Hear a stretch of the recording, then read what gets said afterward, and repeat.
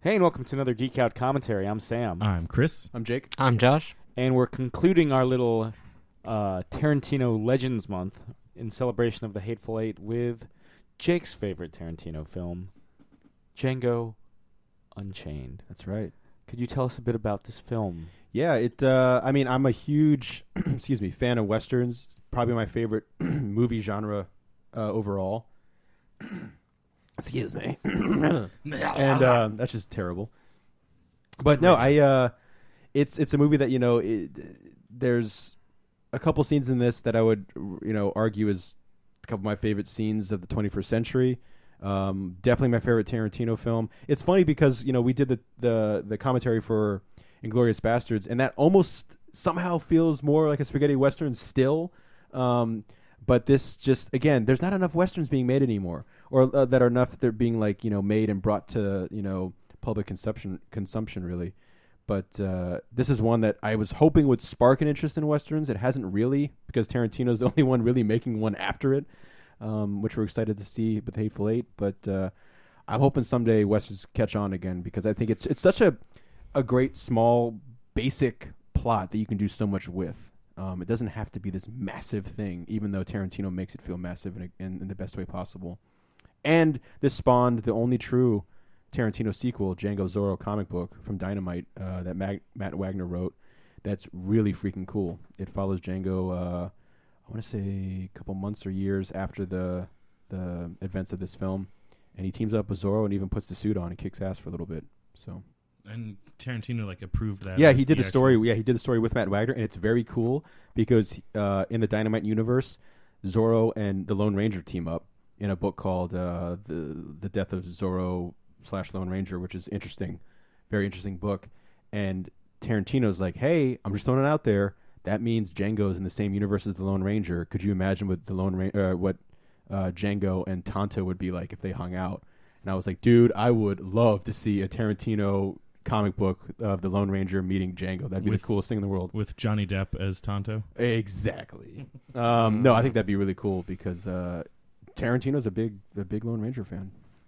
That was his favorite movie the year it came out, of that year. He's a huge Western guy, and like I was saying in some of the other earlier commentaries, starting with Kill Bill, he's wearing his influences more on his sleeve.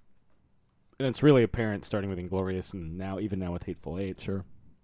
It's like, this dude fucking loves Westerns. Like, in the 90s, it was like, this dude fucking loves crime movies. Yeah. And here we are, 15 years later, 15 years after the press for the first, after production for Kill Bill starts, and yeah, he really likes Westerns more. I will also say, I know, like I've said, it's my favorite, but this is my favorite Tarantino character, and this is Christoph Waltz's character. Hannibal Schultz. Yeah, I think he's fantastic. Yeah. And deservingly was awarded the Best Supporting Actor Oscar. Chris, Josh, you got anything to add before we start? Not really. Just I remember when this movie came out, I was, just balls to the wall, in love with it, and it's still a damn fine film. Leo was robbed in this film. Yeah, he's great.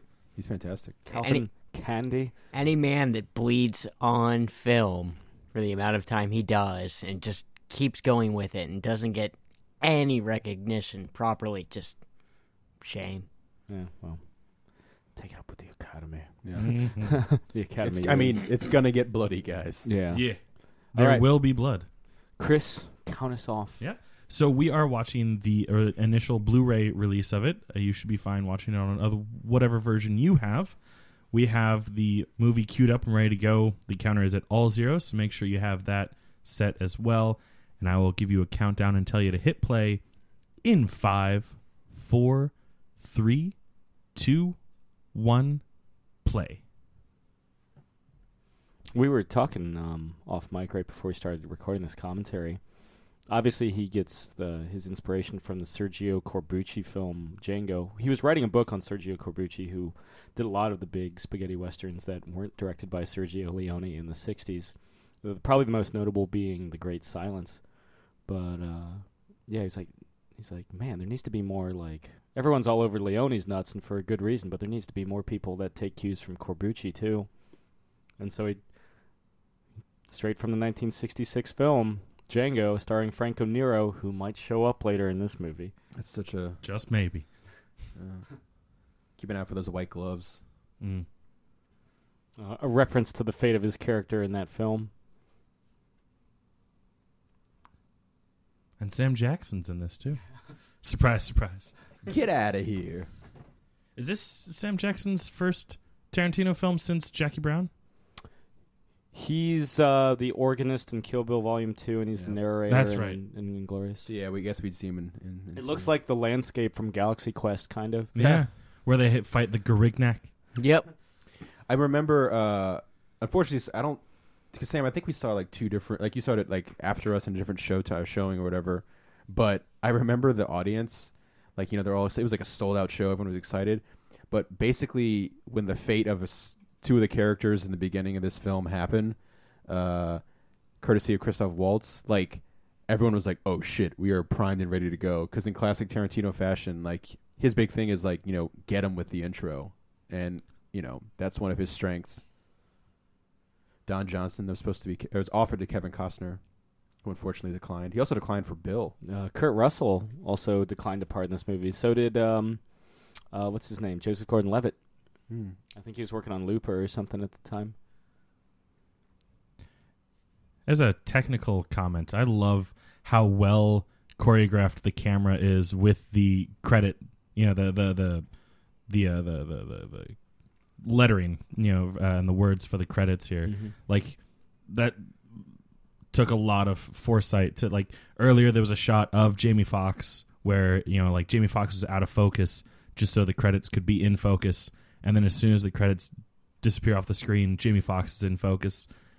And he's there, in focus for, like, 10 seconds. Then it cuts back out of focus just for the credits. And, like, it just really well timed. I'm really impressed because you don't see a lot of people putting that kind of effort into like a credit sequence.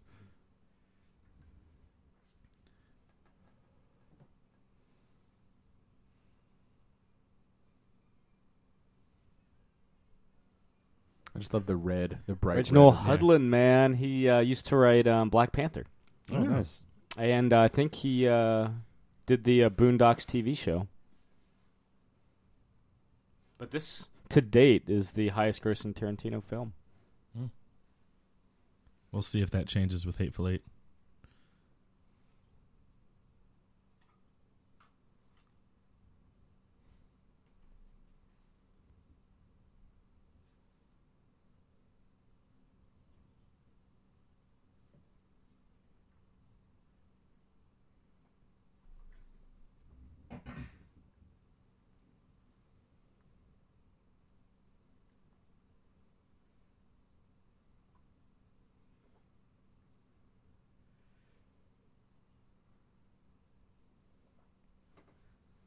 James Remar technically plays two parts in this film, and one of them is one of the whatever these brothers are. There he is. He's Ajax in the Warriors.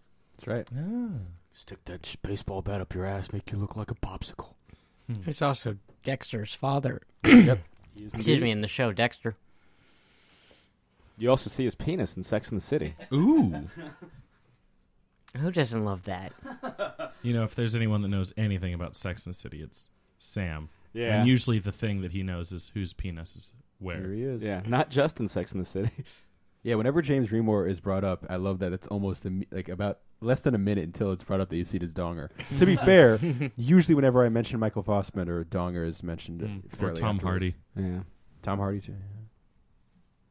Christoph Waltz is so fucking I love good. just like the ridiculousness of the design of Christoph Waltz's wagon with the tooth. I think one of Waltz's stipulations was to come back for this film was like, look, I don't want to have a nasty bone in my body. Like I've been like the villain for you. I want to be someone more noble. That's what struck a chord with me so well, is just the pure goodness of the character.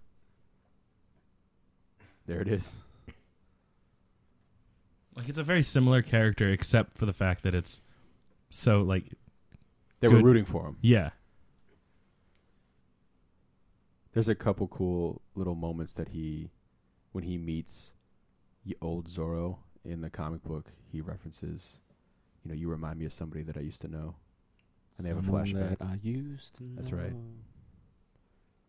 My dad loves that song. It's a good song. Thought it was done by Katy Perry. Okay. I can can see the female Yeah. part. Maybe not the male part so much. Yeah. I guess this was originally written for Will Smith. Yeah, but he didn't think Django was the main character. He's like, he doesn't kill the big bad guy. He's not the main character, and it's like, okay, That's why. go make After Earth. Yeah, I don't know. Yeah. Good. Go say no to Independence Day 2. Smart. Or dumb. Time will tell. We'll let you know. Go make Concussion. Hashtag Team Tarzan. Hashtag ID4. That's a great beard there, Christoph. Great beard. I want that beard. I have that beard, but with different coloring. You should do it gray. I'd support you. Right? Hashtag gray for Chris. I've already got the patch of gray. Might as well just go the whole way. Go all the way. Just have the stashes. Let's get go this all the way. Get the touch of gray. You can get it at the supermarket. There you go. Be singing along to some Grateful Dead the entire time I'm doing it. Great Full Dead. Well, and also they had that song Touch of Grey.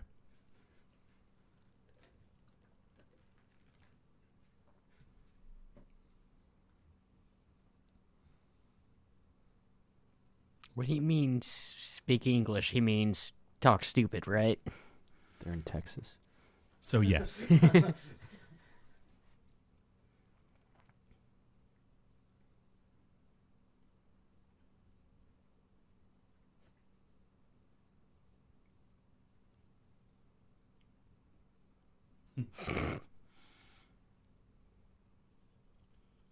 Ooh. Oh. I forgot how brutal this opening was. Going down, getting busy with it. He's like, There's some brutalness in this film. Poor horsey. right? He didn't Horse deserve didn't do it. anything wrong. Horse didn't own those slaves. He does apologize.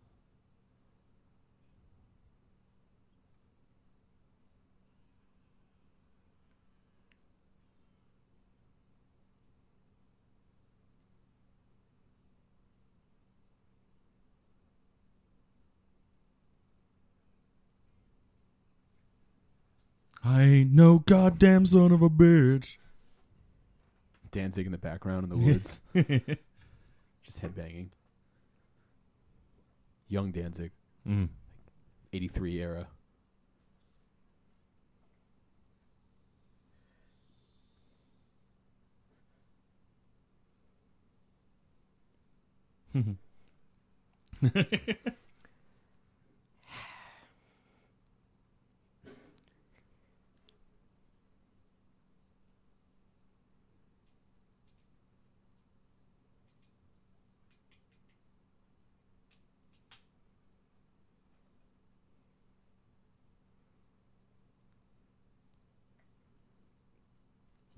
Oof. I mean, you know, they weren't in the best of, I don't want to say conditions. I guess conditions. Yeah. Conditions would I work. think that's a fair statement. Yeah. Well, I didn't want to make it sound like, oh, my comic book is in good condition. Like I wanted it more so be like they're living conditions. Yeah, they weren't in the most humane. Yeah. I think Some that's companies might call that Trailer shot. pre-owned. Yeah. Jesus. I will say I like. That's the line. Yeah. Yeah. I guess we've established where the line is. All right. I like that during the press for this movie, whenever Quentin Tarantino was like being interviewed for it, the interviewer would be like, "Oh, I love the movie," blah blah blah, and one of the first things he'd always ask is what your favorite scene was, which was cool to see a director like most directors they're cordial with talking about their movies, but like Tarantino's still such a fan of like film and movies that he's like, "What's your favorite scene? Let's talk about your favorite scene." It's gonna be a while till we get to my favorite scene, but it's a doozy.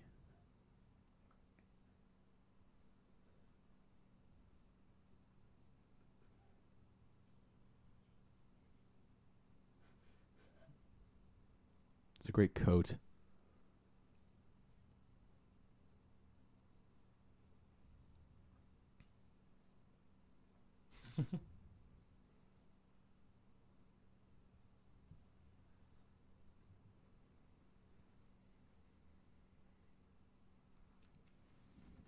At least he's efficient.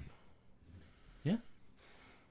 There's a part in the Zorro book where Django carves a J into somebody's face, and he goes, "The D is silent."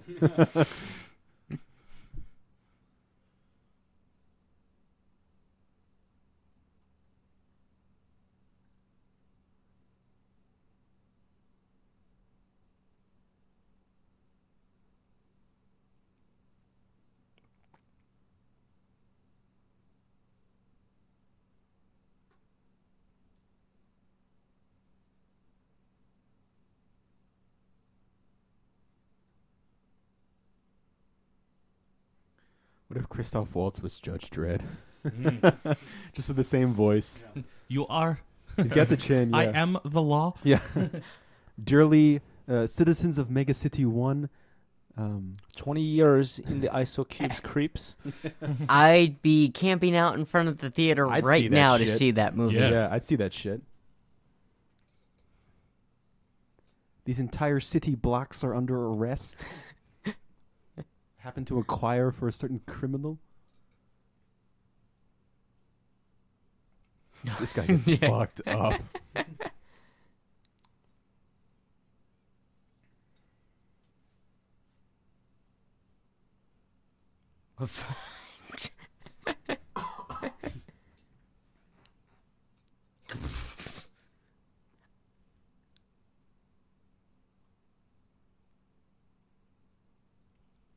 Oof.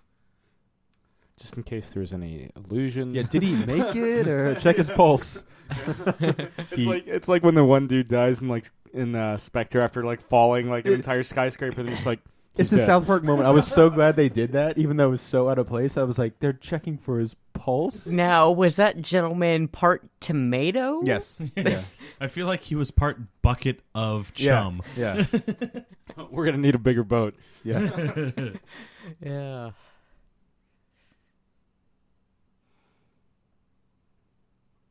That was a cool shot, like Yeah. seeing Django's perspective. Kind of brings in the old the pan flute that Leone would use in. Look at that tooth. Headbang. Yeah. Just like dancing. Yeah. I know God. I still think it's so clever that he goes against. That we got a dentist who fights a guy named Candie. Yeah. In Candyland. Yeah. Like it's such a like. I'm just- sure intentional. Yeah. I'm sure I'm the only person who ever figured that out. Santa Claus. I've been good this year. Yeah. You'll find me. Oh, that's right. She's in this movie. Is she? For all of that. Yeah. She's in the Sister of the Traveling Pants. Yeah. She's hung out with Alexis Bledel. Amber Tamblyn. Mm-hmm. You know who she's married to? No. David Cross. Yeah. Get the fuck out of here. Yeah, That guy's pretty fucking funny. He's one of my favorite comedians. He's really, really He's a funny. good stand-up. He's a stand-up kind of guy. Indeed. You can look at me upset all you want, Josh. That's not going to stop the bad puns. I don't know if anyone has like side eye to the level of Josh. Right? He's the Richard Crenna of podcasting. Someone's got to do it. He's And I why mean we that in need to the highest honor. at some point upgrade to like Rooster Teeth status, where we can do a video feed of the podcast. When He's been arguing for one for years, Yeah. months really, but still. Years, all the No, years no, that we've been doing years. this show. He's, when we film a shot-for-shot remake of First Blood, you're Richard Crenna, buddy. No audition needed. yeah, I'll be the gas station.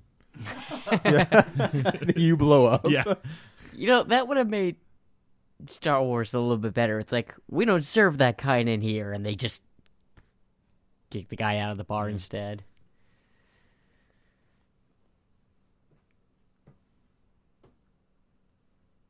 I just like how effortless Christoph Waltz is with Mhm. Tarantino's dialogue. That's why I'm like, just have this guy read his dialogue forever.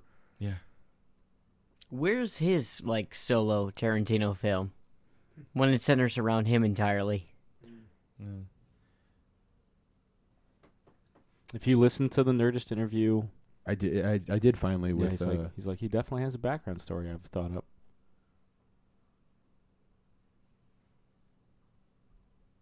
He talks about some superhero stuff too, which is cool. Mm-hmm. Big fan of the 70s era Marvel. Mm-hmm. Bartenders don't do that much anymore, scraping the head off. I don't know if that's a good or a bad thing, but they don't do it. Mm-hmm. Bring it back. Yeah. Just bring in a ruler. Like, hey, I watched Django. Like at my bar, like they'll like every once in a while they're like, oh, that's too much head, and they like slop it off. But like, it's just a nice little visual. Well, and like Stella Artois, Mm-hmm. like you're actually instructed to use that. Yeah. / I'm pretty sure I'm not pronouncing it correctly, but I don't care. Huh? Okay. Believe in yourself, Chris.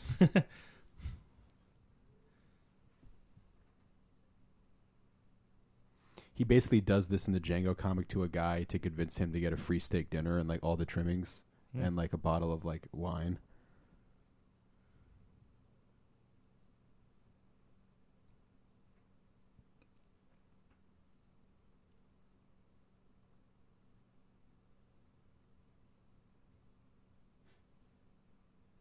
That's a classic Tarantino shot. Mm-hmm.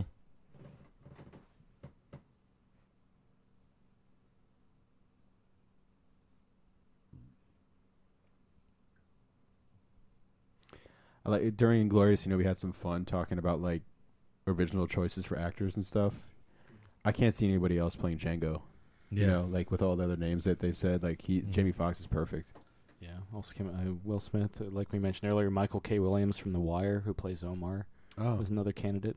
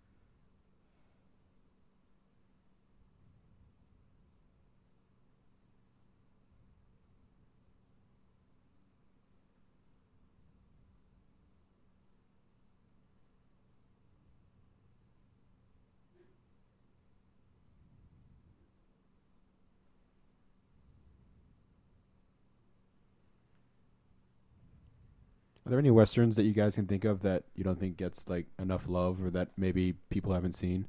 Silverado. Say that again. I mean, I heard you both, but I don't know if they. Silverado. Yeah. Yeah, it's a good one. Pale Rider probably gets overshadowed by High Plains Drifter. Yeah. Cause it's And probably Outlaw, Josie Wales gets that helped overshadow it.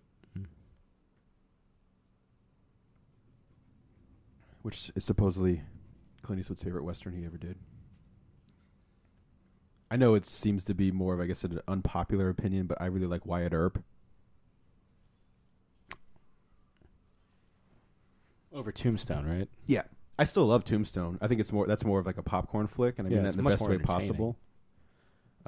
It's a snapshot of Wyatt Earp's life as opposed to Wyatt Earp. I think it's a pretty dang good movie. Lawrence Kasdan directed it. I do. Do you feel the wrist-mounted Derringer is kind of a Chekhov's gun for later? Yeah. Because he doesn't use it again until the end of the It's film. like, hey, remember this?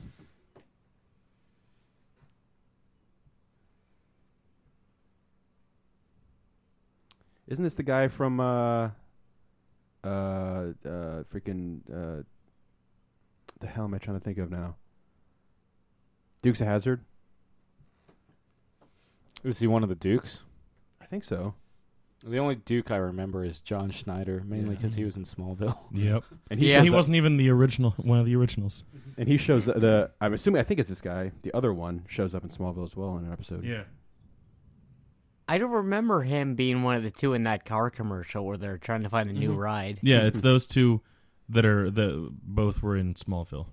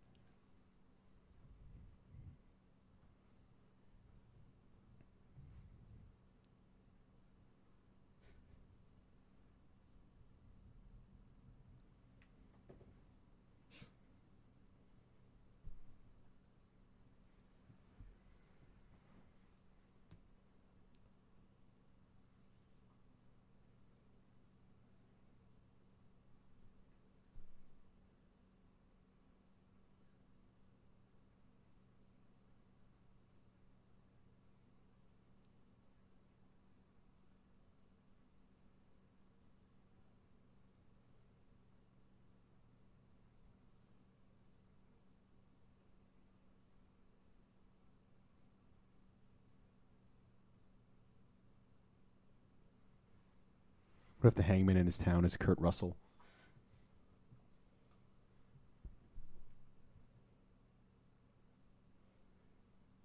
So yeah, I like to think, because he was saying that in the comic universe, Zorro and the Lone Ranger exist. That means Zorro and the Lone Ranger exist in Tarantino's world. Mm-hmm.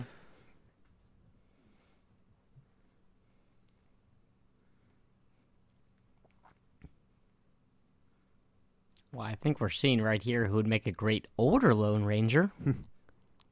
Well, also that means the Green Hornet and the Shadow and the Black Bat and Miss Fury, like all those pulp characters. What about the Rocketeer? No, unfortunately, that's IDW. So close. I know. Well, his new book is out. Rocketeer at War.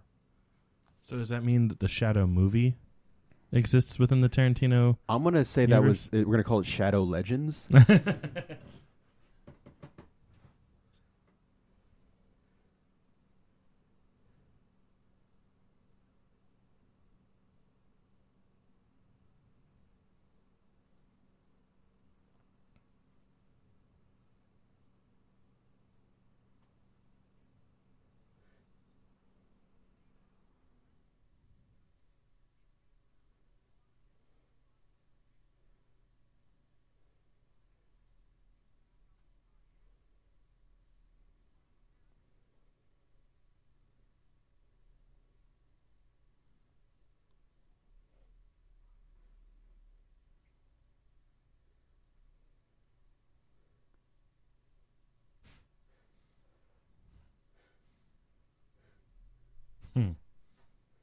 Well played, Christoph Waltz. It's just the chillest motherfucker alive. He just really enjoys the jobs he has in Tarantino films. Being a Nazi and a bounty hunter. Yep. I mean, hey, love what you do. I mean, both ones, he's tracking down people. It's true. For better or for worse.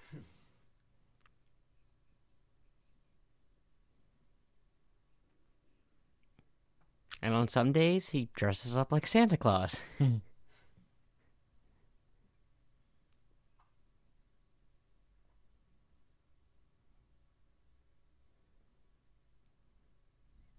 the American dream.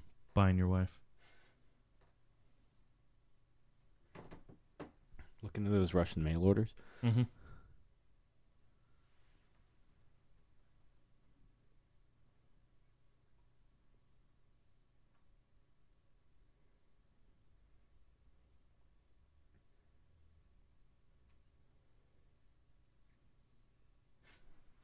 There's Bruce Dern, who, of course, works again with him in The Hateful Eight.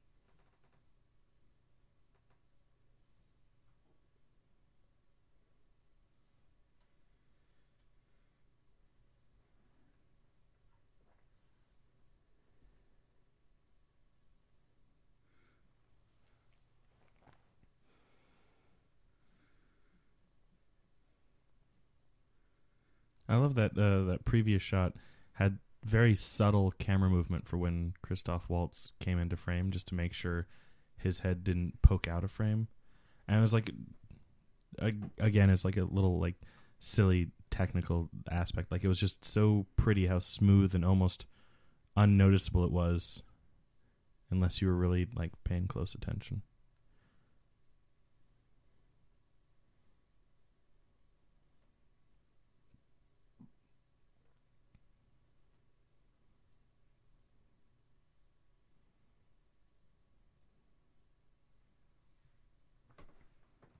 Josh, you watch shit dick loads of television. Do you watch Scandal? My parents do. Yeah, my parents do. And so I guess any few times I'm over at my mom's house, I've caught a few episodes of it. I've seen an episode because my mom and sister love Scandal. I mean, I assume she's on Scandal. Yes. She's like the one. She's the scandalous one. Actually, She I mean- scans. Yeah. She is the scandal. Ah.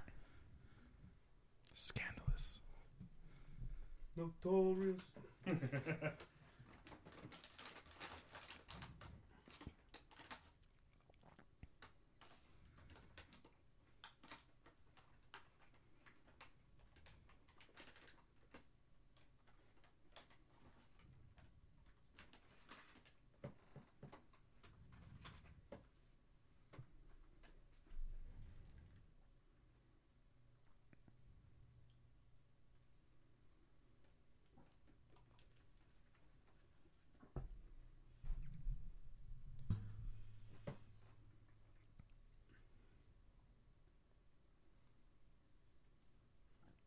I love what he picks out. Oh yeah. Kind of a nod to like Little Lord Fauntleroy.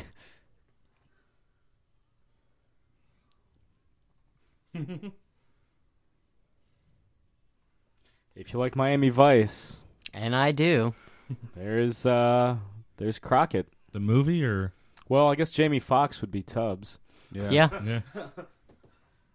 Which, yeah, he was in the movie. Yeah, Colin Farrell was Crockett in the movie. Yeah. So this is in a really odd way. Yeah, to unite Crockett and Tubbs. Yeah. I wonder how much. I mean, Tarantino's pretty dialed in. He had to, on some level, know that, right? Oh, yeah, totally. I bet the first day he's probably like, "Hey, check it out, check it out." I got Crockett and Tubbs. I Yeah. got Crockett and Tubbs. I mean, I gotta imagine Tarantino was one of the first in line to see a Michael Mann film. Just like how he was geeking out on the Planet Terror set that he had Kurt Russell and like geeking out about all these like little like B movies that Kurt Russell was in way back in his career, and Kurt Russell's like, I don't even remember some of these movies. Yeah. He was And also, Michael Mann makes great movies like The Keep. Last of the Mohicans. The Keep is that Laserdisc movie that I have that's only on Laserdisc. Right.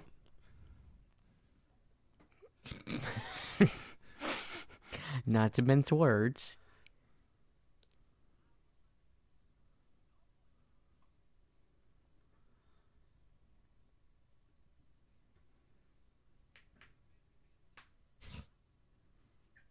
You know who Don Johnson's daughter is?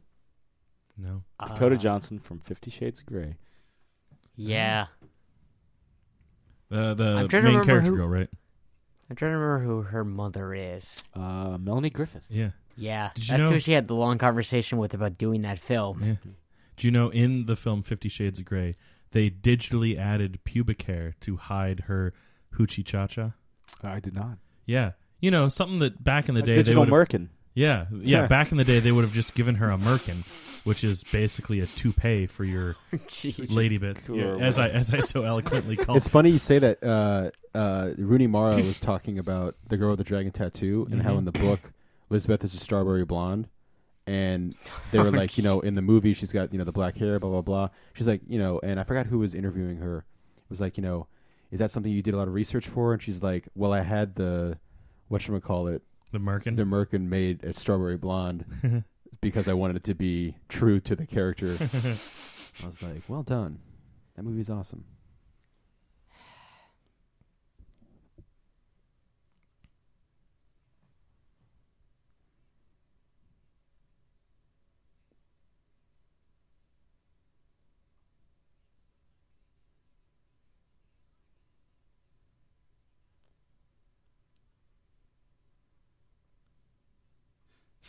Very, very quickly, like, no.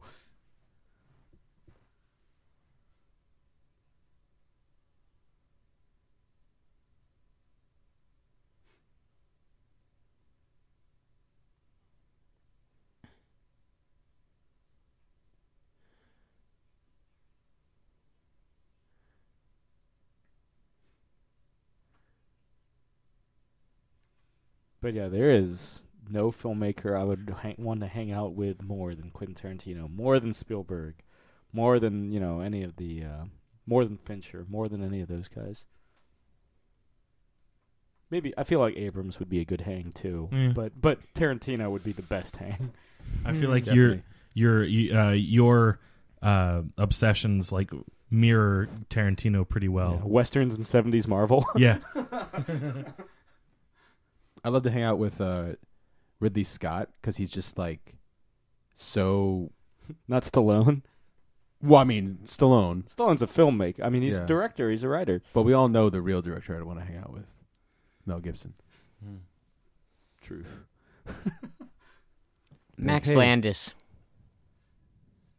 I don't know if I want to hang out with him anymore. Landis is one of those guys, and I've never met him, but he's one of those guys that is very opinionated, and if you don't agree with his opinions, God have mercy on your soul. Yeah, I think I'd get along great with him. Yeah. Fair point. But Either that or you would both mutually hate each other so much. We'd be the greatest of villains ever. Every Batman needs their Joker, Max.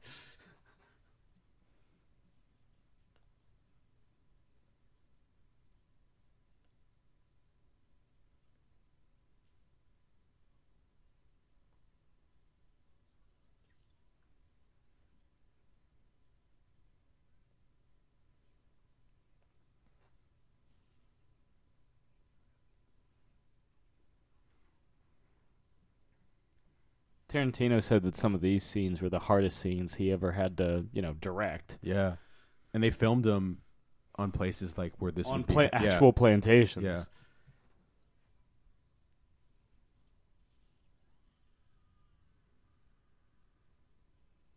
And there's some scenes that like Tarantino was like, I had to trim down because they would have just like devastated the audience. I mean, it's interesting the amount of flack that Tarantino usually gets for the material he puts in his film to say something like that about his own work. Yeah. Yeah, for him to self-censor himself. Yeah. Yeah. You gotta think how bad those scenes were. Well, he always talks about like he loves to, in the kindest sense possible, manipulate the audience. They're like, this is something on screen being put together in imagination, and it can have an effect on you. Like, it can make you cry, it can make you laugh, it can make you happy, it can make you sad. He's like, but there's certain scenes, and we'll get to them later, where he's like, that would like destroy an audience if they had to sit there and watch that, and I don't want to do that. But again, he doesn't. He's not making 12 Years a Slave. Yeah, and I've never seen Oh, that. geez.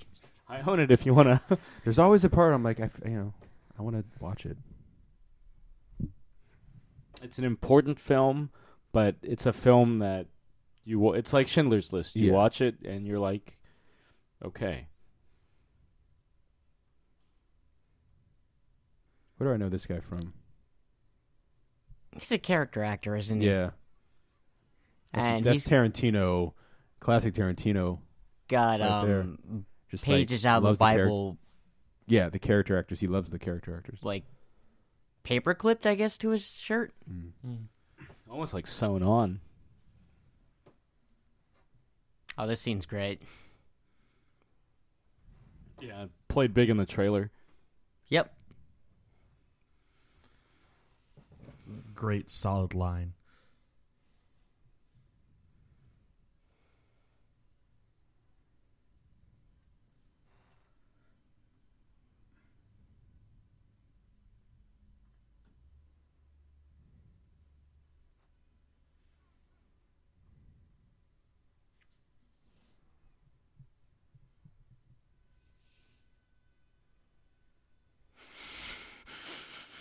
A man shows up to duel you dressed like that. Do you take it seriously or do you laugh a little bit at him? I laugh a little. Question is, does he recognize? I forget if he. I think it's slowly coming in. I mean, the bullet doesn't help much either. And now it's slowly coming out. Yeah. That was a good shot. And there was a realization.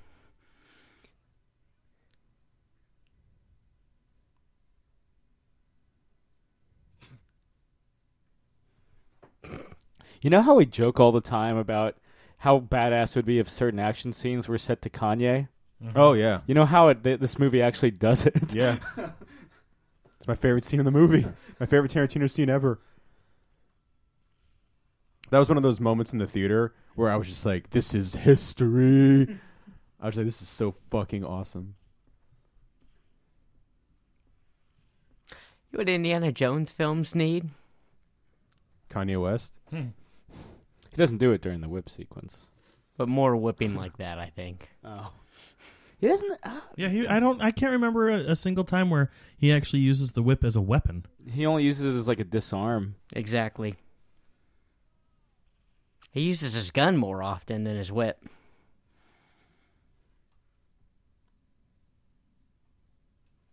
Reminds me of that scene in Wyatt Earp when he just keeps firing and there's no bullets left and he's like clicking and clicking and clicking. Or the big red one with Mark Hamill. He was Or tweeting about Back that to the recently Future Part 2.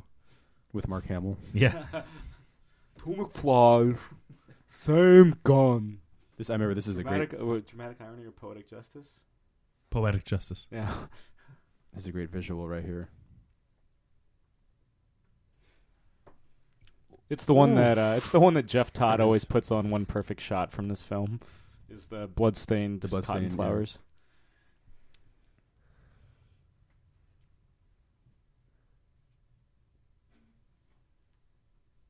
Yeah, but are you positive it was him?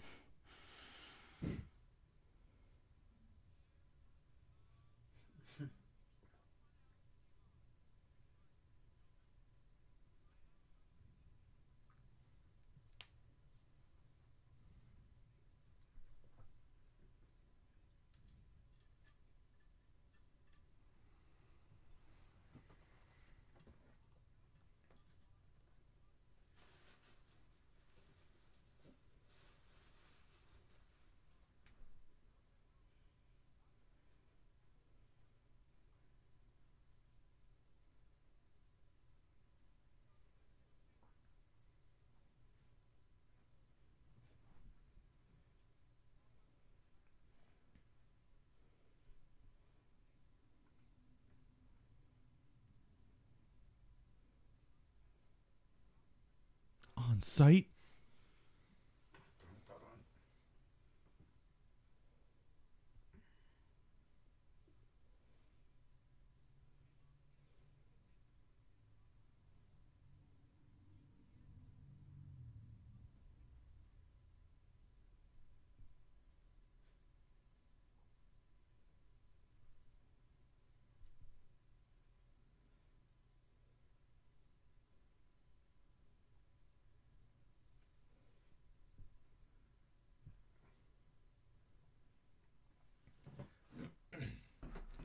I like how the way that it's kind of set up is like that's the main storyline of the movie, but we're not even an hour into it, and we've already taken care of that. Now we're going to continue on with the next bit. Yeah, I always like that. Yeah.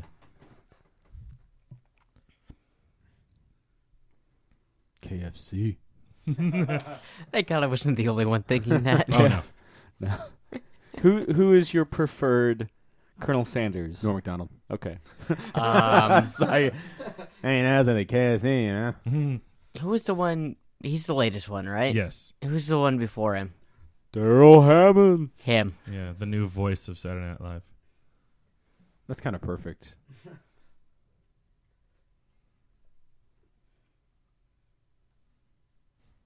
Didn't Jonah Hill supposedly have a larger part initially?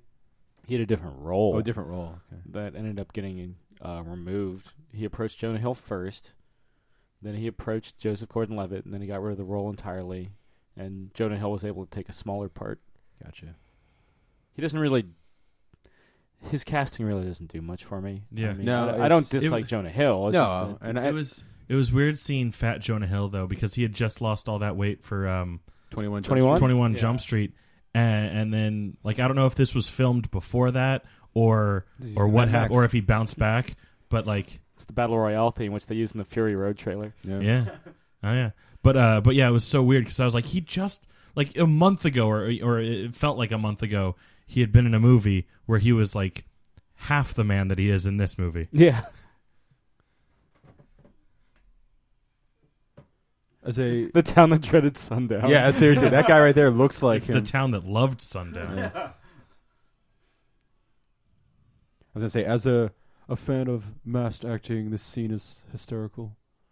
Just them like complaining about where the placement of the eye holes.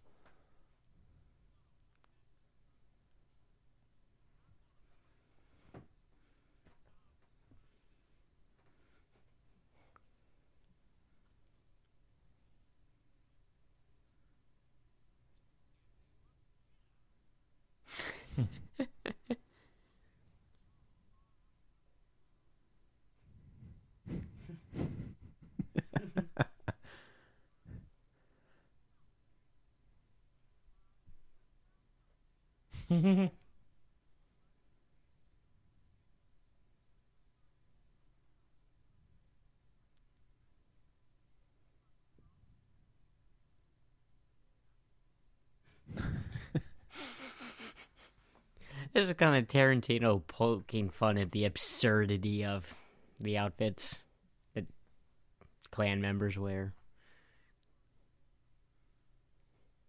That's great.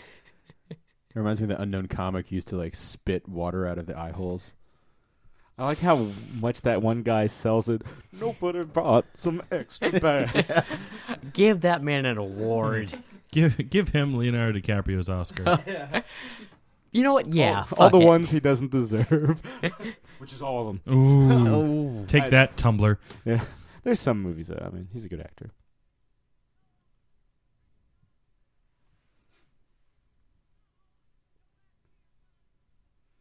Looks like Jack. There's one of the Tumblr fans fighting for Leo's Oscar. Mm-hmm.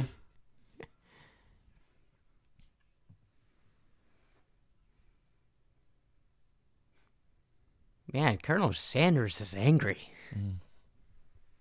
Original recipe, bitch.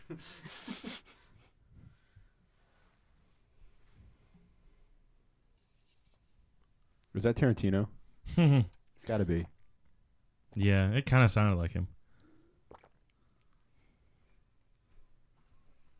Kind of Yeah. moves like That's him, too. definitely Tarantino. Yeah. Because I was like, first time he's in this Tarantino's movie? got to put this movie. Yeah, he's in there another somewhere. time. Yeah. But he doesn't have a blatant cameo like most of his other movies. Well, he does. No, he Oh, does. he does? Okay, He has I've maybe forgotten. the best Tarantino death scene ever. Yes, yes, it is. Okay. I love Spoilers, this Chris. scene. Since No, you that's fine. forgot. I mean, I've seen it before. I know, just, but just since you forgot that he was in Yeah. The most subtle Tarantino cameo is actually, it might be Jackie Brown, where he's just a voice on an answering machine. Yeah.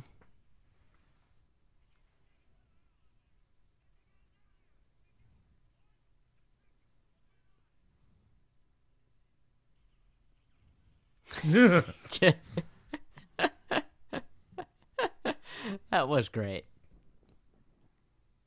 It's a bingo. Yeah. No more head-banging tooth, though. Yeah. To be fair, There it is. hey, All Wilhelm. good things must come to an end. To be Jake. fair, like the tooth was annoying every time it. Yeah.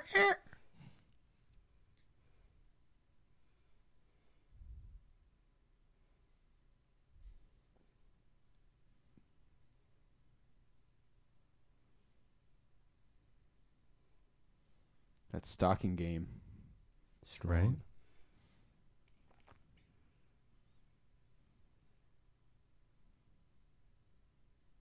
Just remember to lead.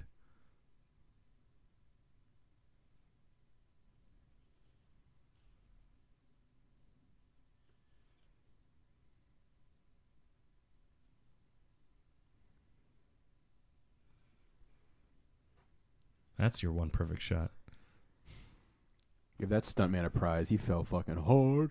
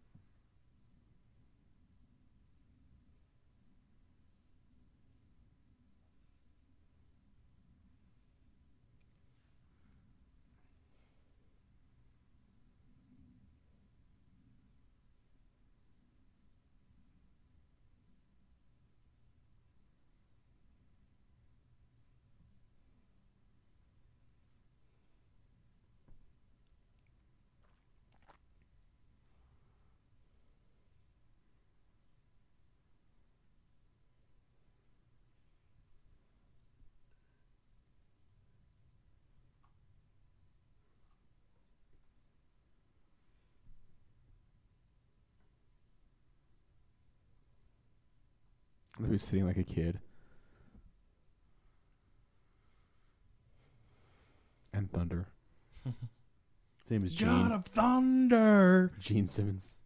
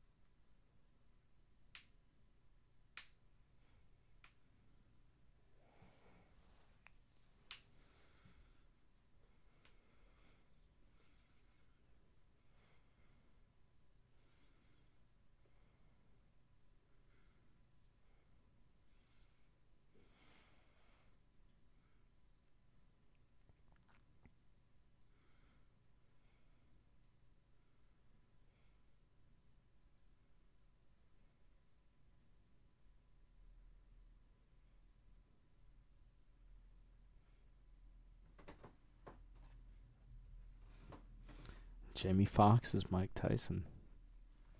It's gonna happen. Talked about it. The original plan was he's gonna be Tyson and Martin Scorsese's gonna direct it. Huh.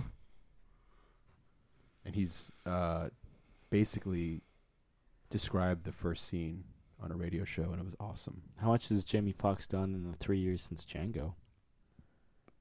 He hasn't done much. Classic outfit. Like I said, it's not like listed anywhere, but he's been talking about it for a while now. That's his plan to play Mike Tyson, and he does that. You know, a lot of people do like impressions of Mike Tyson, and it's like the super high pitched like lisp Mike Tyson, but he actually does like what Mike Tyson actually sounds like, which is nothing like what most people do the impression of. And he knows, you know, him and Mike Tyson are buddies. What if Mike Tyson was Django?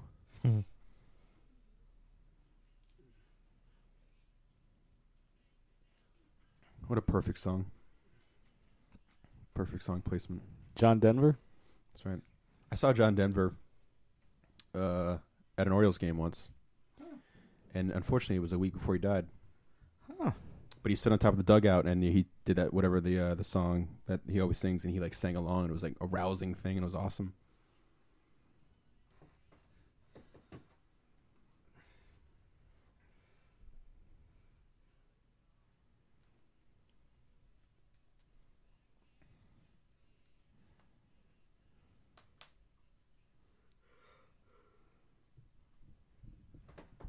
all the Western stuff was kind of a nod to The Great Silence by Corbucci, who also directed Django, because that film takes place entirely in the snow.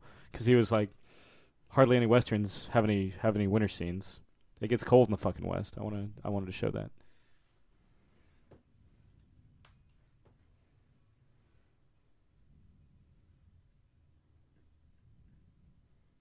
Good thing they found a hot spring.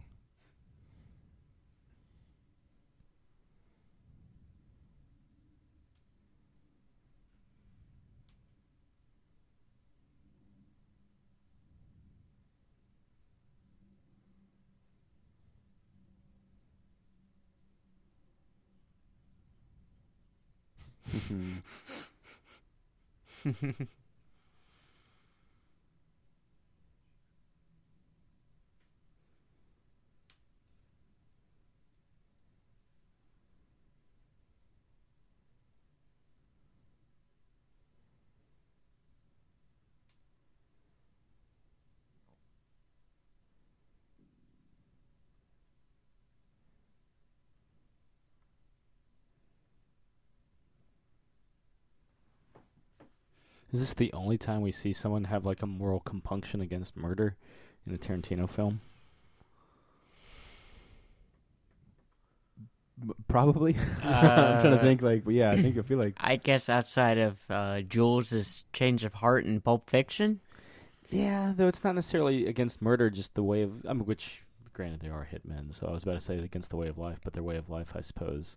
Because is murder. He says he's like, no, normally I would have just wasted your ass and gone on my way, but I'm trying really, really hard to not be that guy anymore. Yeah, and the bride leaves her past as an assassin too. Yeah, which she does horribly. Yeah, well, she gets well, I mean, back. she's kind of forced back into it. Yeah. So I guess outside of Jules, yeah, this is the only other time that we know of so far. There's a great moment in the Zorro book with Django where he has kind of Don Diego de la Vega has to be somewhere, so he's like, I want you to be Zorro for me. And he's like, this is ridiculous. And he's like, you should use a sword and a whip. That's the mark of Zorro. And he's like, do you know how to use a whip? And he's like, of course I do. And he starts whipping stuff and in a vigorous motion. And he's like, well, one of these days I'll have to teach you how to be more precise. And he whips out a candle, each candle with the whip. Anyway, he rides in and he's Zorro, and he pulls out both of his pistols because he's like, fuck this, and just starts shooting everybody. And Don Diego de la Vega is like, whoa, chill out with the shooting of everybody. But yeah, their relationship is very much like this in the comic book, because he's an aging Zorro's bodyguard.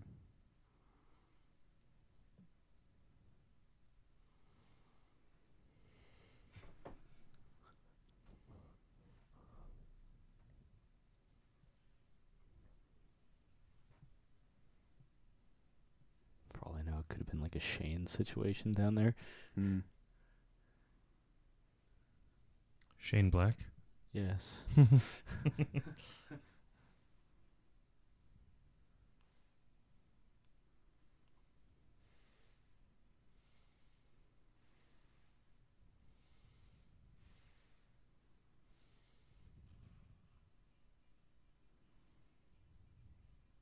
Another really good Western, I think we probably talked about sometime during one of the podcasts we've done, that I feel like is a little underrated, is Open Range, another Costner flick. Not bad. Shooting from the hip. The grin. Yeah. Grinning from the hip. Via humping.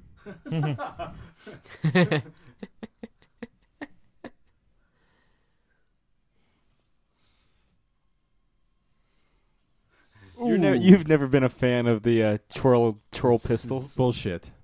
I mean, it's Bullshit. fun. It's fun. The only person who's allowed to do it is RoboCop. But what about TJ Laser? Yeah, well, that's I guess. But there's zero reason for it. I know it's cool and it's fun.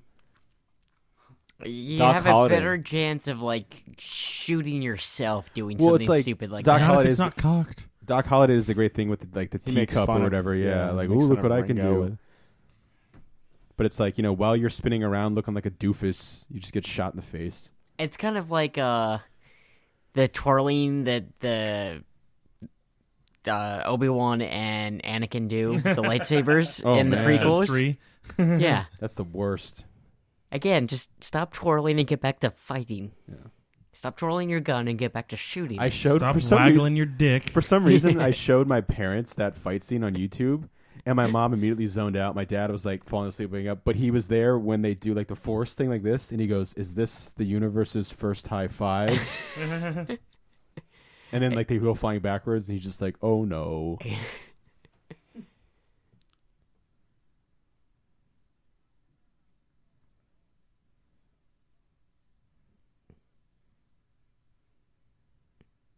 Walk inside, the cabin's the exact same one from the Hateful Eight. Everyone's there. Dun, Hateful dun. Eight was originally conceived as a Django Unchained sequel. There's your... Was it? Because I heard he was originally going to be one of the 8, but Tarantino said he was considered too good out of the 8. Yeah. Yeah. Basically. Yeah. But yeah, that's how it was going to be a sequel, right? It's just a holdover character. Yeah. It wasn't... Oh, so it wasn't like an... It wasn't like a 100% sequel. Okay. It was just an in-universe sequel. Gotcha. You could argue all the Tarantino films are in the same universe, but yeah, it was supposed to be a what Django continuation of does. the character. Yes. Okay. Yeah, kind of like how Creed isn't a Rocky sequel. Oh, it but might as well be. I mean, people shitting on Force Awakens for being beat for beat like Star Wars. Creed has a lot to do with Rocky too. Yeah. Yeah. And you don't see people bitching about Creed. It's because it doesn't have nearly as much of a neck-beardy nerd following. Yeah. Yeah.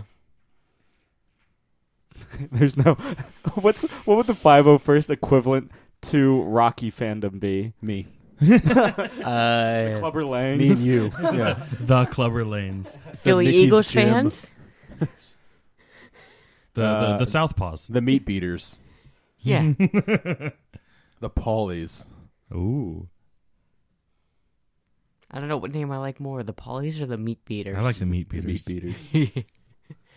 How about you, Sam? Dude, Meat Beaters. I am a meat beater. Yeah, I felt like that was kind of a no-brainer for what Sam wanted. It's a scene. I like to beat my meat. Speaking of Rocky, like the famous run up the stairs in the first one. Mm-hmm. It's like this iconic scene. Everyone knows it. It's one of those things like you forget how much of a technical wizardry went on to film that scene as a point of view of a camera operator running up the stairs at the same speed with a Steadicam. Yeah, because they weren't using a crane. No, Steadicam. Like it's amazing when you watch the scene again. That's somebody running with the camera Backwards. with Or Stallone. sideways. Yeah, the guy who invented it was like from Philly, and he was like really like tall. So he was like, I guess, large strides. But yeah, you watch it and you're like, oh, that's right. Someone ran up the stairs, with the Steadicam. And I love that Creed benefits so much from the Steadicam in that one shot. And, Rocky is the real birth of the Steadicam. And the Rocketeer is the birth of the shaky cam. Fuck you. Fuck you. The Neville Sinclairs.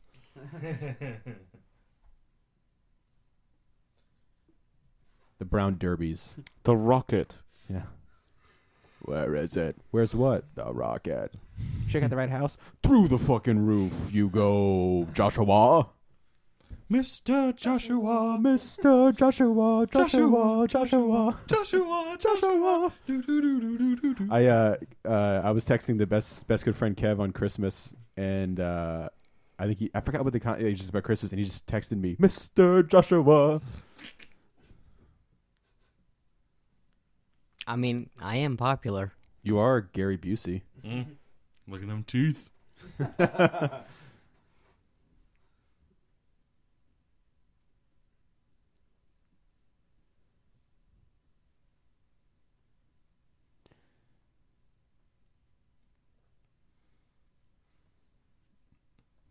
All I'm going to say is that Christoph Waltz's character is obsessed as much with masquerading as other people as Kevin Kline's character in Wild Wild West. And he does have a black cowboy counterpart, just like Will Smith from Wild Wild West. And Django was going to be played by Will Smith at one point. So basically, this is Wild Wild West, guys. I mean, basically, The it's sequel. yeah. It's just, wilder It's west. just as good as Wild Wild West. Yeah. That's what you're saying? Yeah. Too wild, too west. Yeah. Yes. Wild, And then the Hateful Eight is Wild West Tokyo Drift. Sadly West enough, Harder. that song by the Escape Club is still not in either film. Unfortunately, even though I have no idea what you're talking about. I'll look it up. Here, let me just pause the movie so I can look this.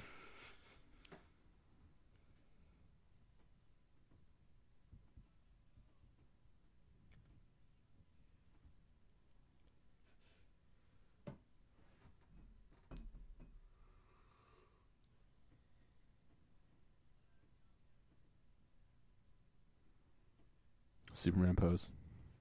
He even kind of has a cape with his little tailcoat there.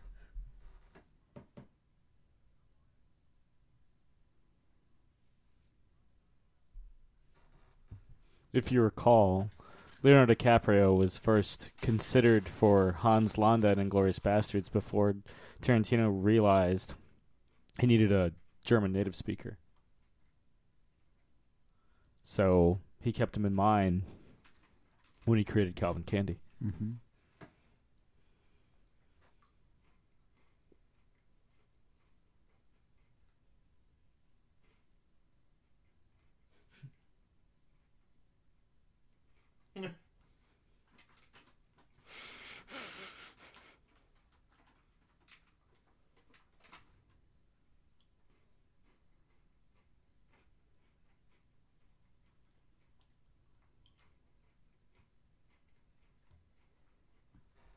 There's something about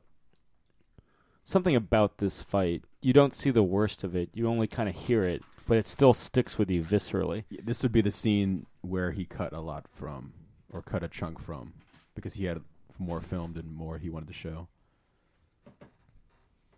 I feel like a lot of it, like what you were talking about, Sam, is that, like, as an audience, looking at it from like 2015, we know like exactly what's going on with like how they're like forced to be fighting.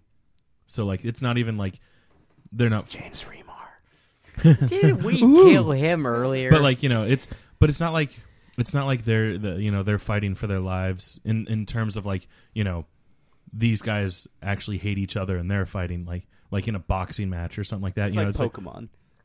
It's like dog fights, and in fact, it's probably in terms of how the slave owners would like look at it. It's exactly like dog fights because these guys are the equivalent of pets. They're a property. Yeah. So looking at it from that perspective, I can totally understand how it's like. Yeah, I mean, well, it's degenerating man to that much, humanity to that much, but also, I mean, the fact that they kill each other with their bare fucking hands and how they do it too. Yeah, regardless, that's just brutal in general.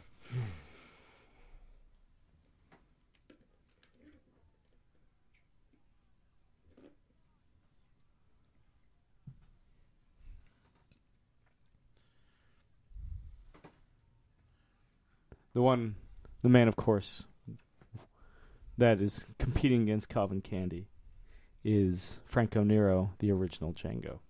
Ooh. How much do you think Tarantino was like freaking out when they had him on set?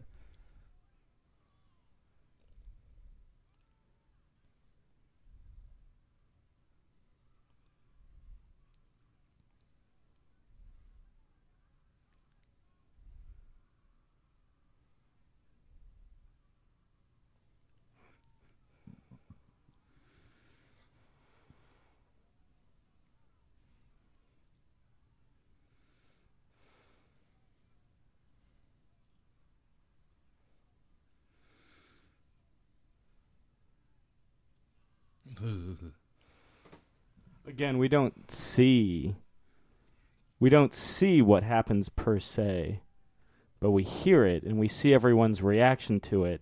And we saw that little bit. Yeah, and it's like the most brutal fucking thing on earth. Definitely one of them. Like, it just sticks with you. Yeah.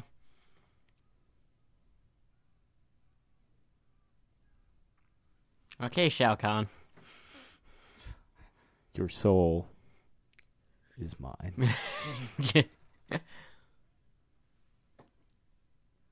Oh, did Candie just pop out of his head? Well, what's her? Yeah. Yes, he was. Yeah, it's he Viva was a Pinata. pinata.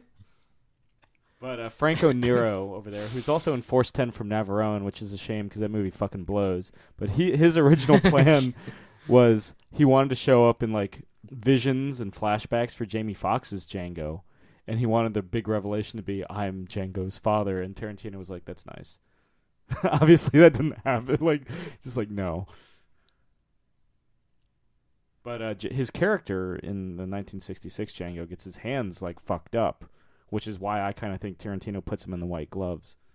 Makes sense.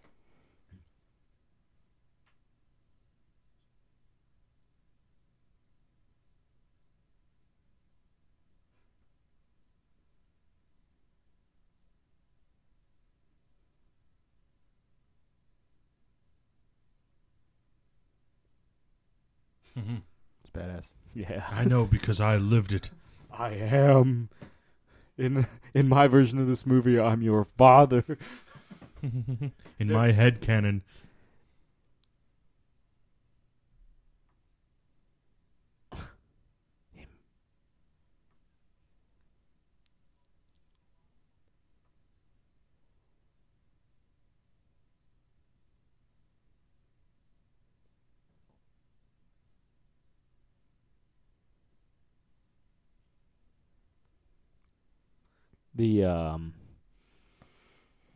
There was a scene shot but deleted where Django, you see a flashback of Django being sold in Mississippi after I guess Bruce Dern hates on him a bit, and part of the people at the people at the auction also being sold was the RZA as the man who would become the man with the iron fist. Ooh.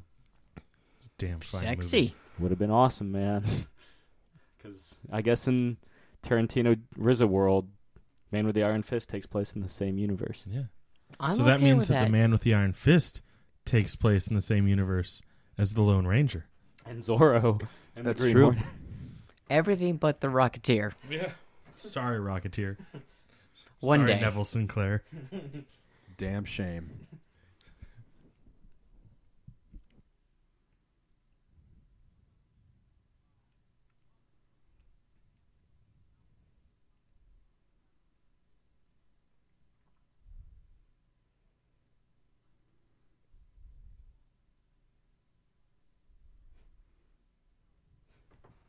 I was like the term neophyte.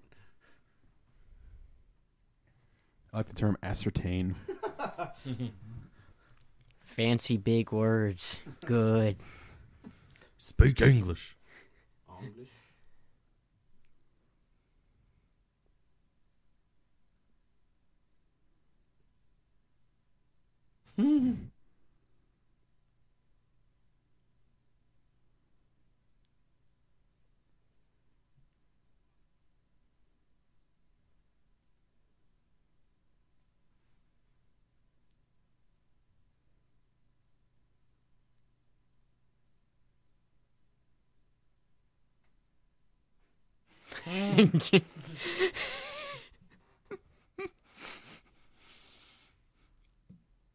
I don't know what would have been good. That or a bonjour. Buongiorno.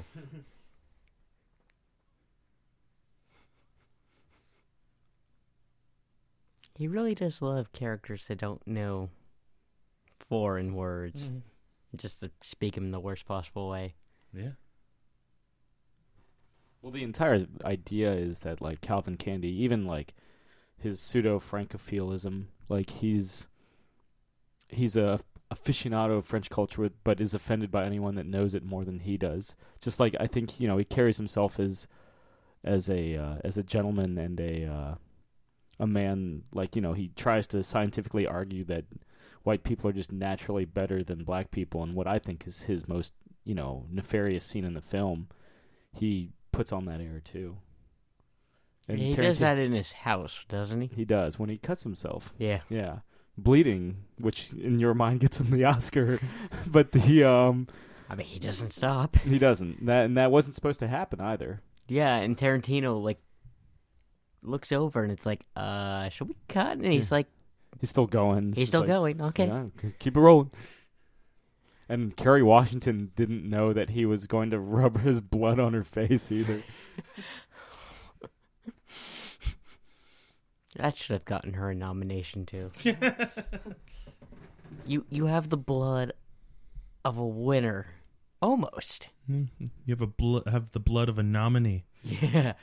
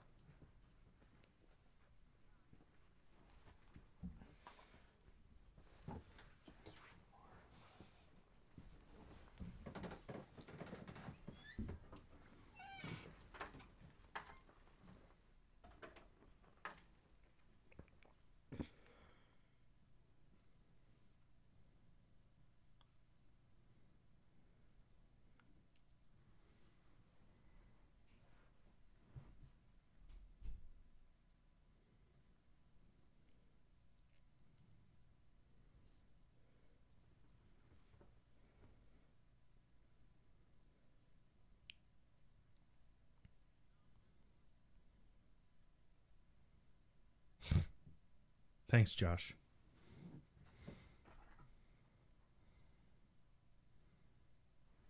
Hey, no one states the obvious like I do.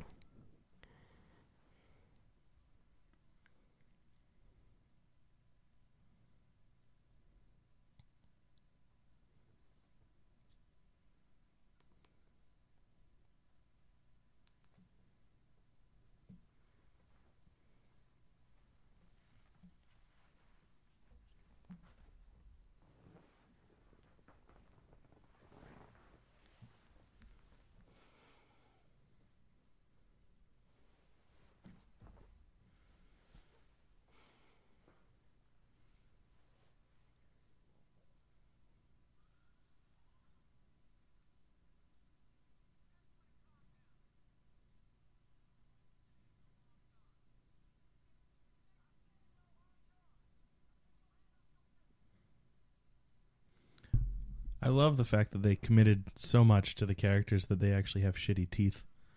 Yeah. It's all about the sweets. Mm. It takes a dentist to fuck them up.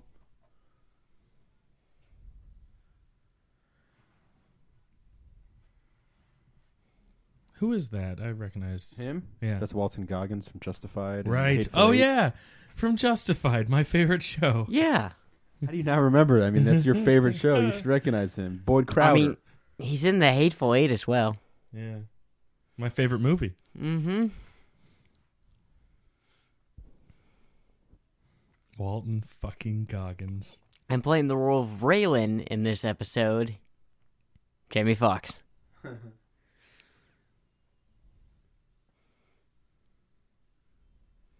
gotta finish that show. I love it. It's the best. I just never finished it. Yeah, I mean, Chris, I'm surprised. I'm glad you haven't spoiled it for me. Yeah. Well, because I respect the story. Oh.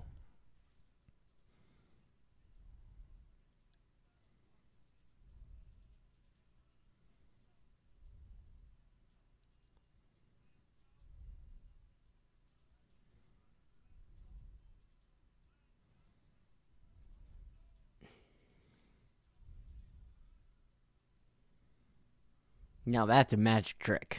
Hmm.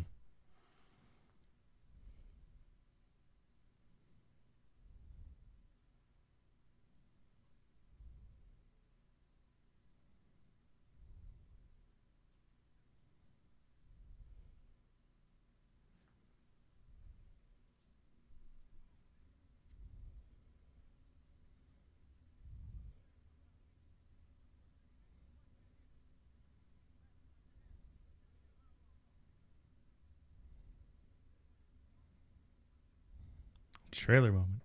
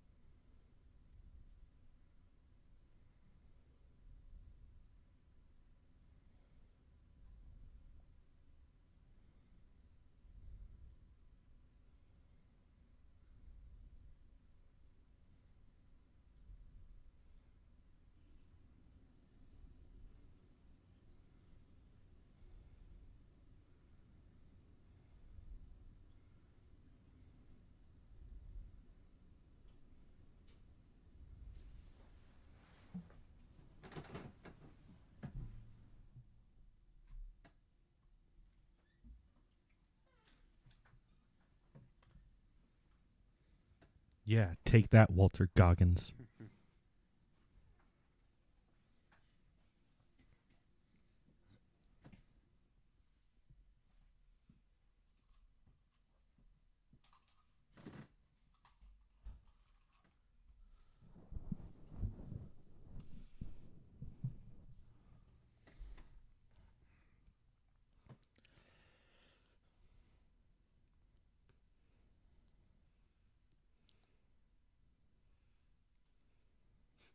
There's your Zoe Bell. Apparently, underneath the bandana, her jaw is missing. That was part of her secret backstory that never... Like, Tarantino was like, I came up with backstories for everybody. That was hers. That's awesome.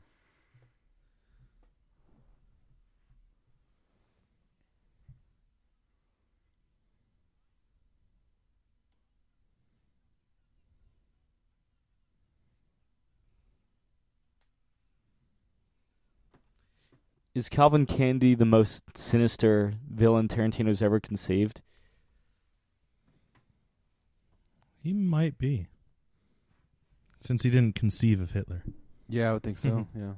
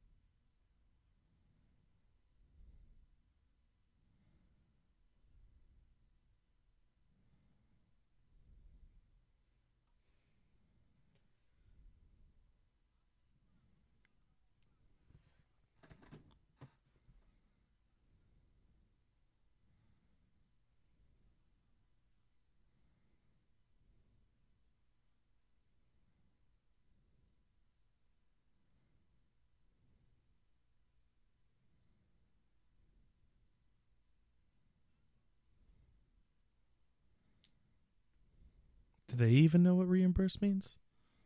Doubt it.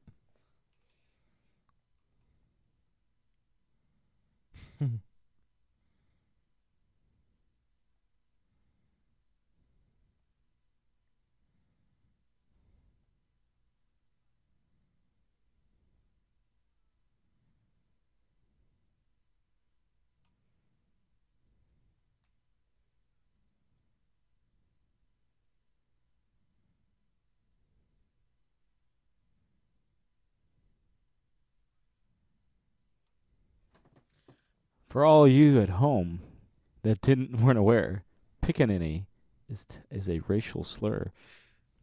Good to know.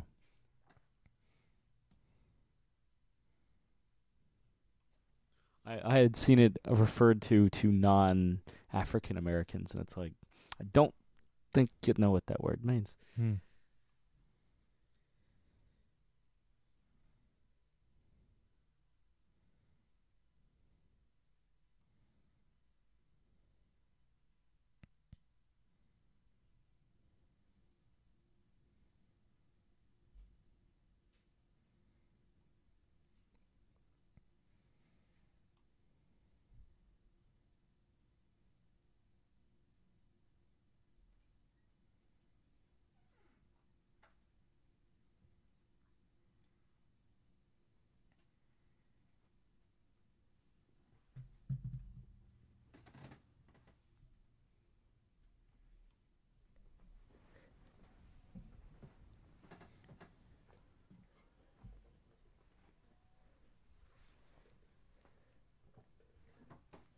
again, it's one of those things we don't really see.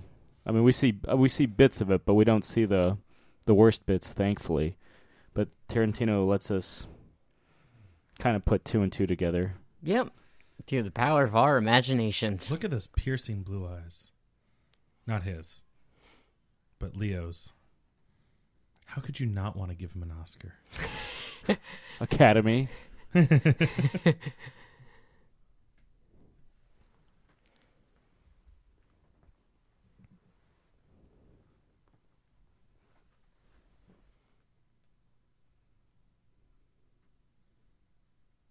I always like that line.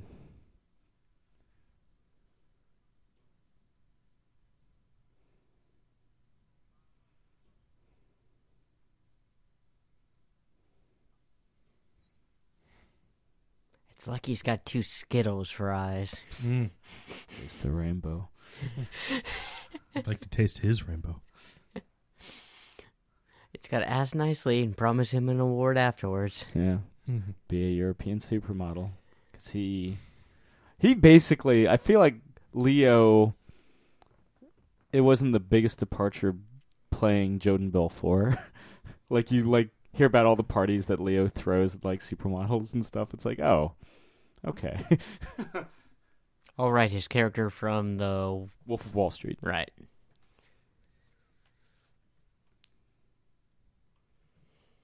But yeah, that line, I'm just more used to Americans. There's just something about that, something biting about that line. I think it's one of the best single lines Tarantino's ever written. I always thought it was "Bitch, be cool." I mean, what's my favorite, and I mentioned it on the Pulp Fiction commentaries, when Samuel L. Jackson explains pilots to John Travolta's character, and he's just like, she was the one that became nothing. There's kind of it's both a definition, but there's some poetry to it at the same time. Now, I would actually argue Samuel L. Jackson's character is more of a villain, or certainly just like a more sinister character than Calvin Candie. Oh, yeah, definitely. I believe Steven is his name. Sounds right. Well, we'll get the confirmation in 2 minutes. Interesting that Christoph Waltz is now no longer riding in the carriage. Continuity. Yeah.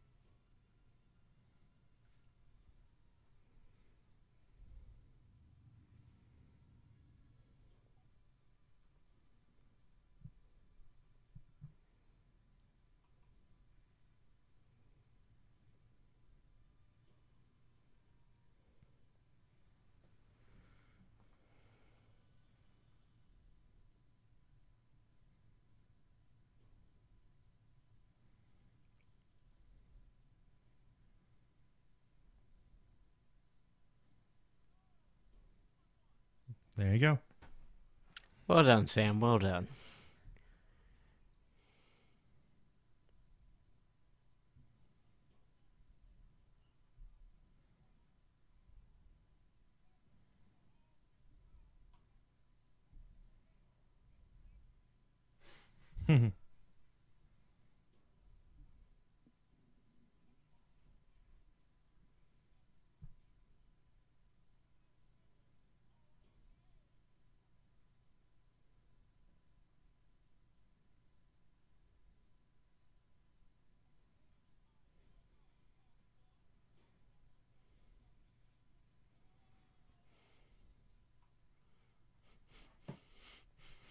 We've seen so many different versions of Samuel L. Jackson doing these commentaries. It's been a Jedi Knight. It's been a computer programmer on Jurassic That's Park. right. Yeah. Hold on to your butts. Eventually, he's going to implode in on himself from all of these personalities. Secretly, guys, this has been a blanket Samuel L. Jackson commentary series all along. That's right. That's why we did all the Marvel movies. Yeah. Patriot Games is next. Yeah. My personal favorite Samuel L. Jackson performance. And then we'll do the Spirit. Oh, that's got to be my I can't favorite. even do that. He's I can't got do eight it. of everything. When it's convenient for the plot. You do have a birthday pick coming up. And I do have the Blu-ray. Yeah.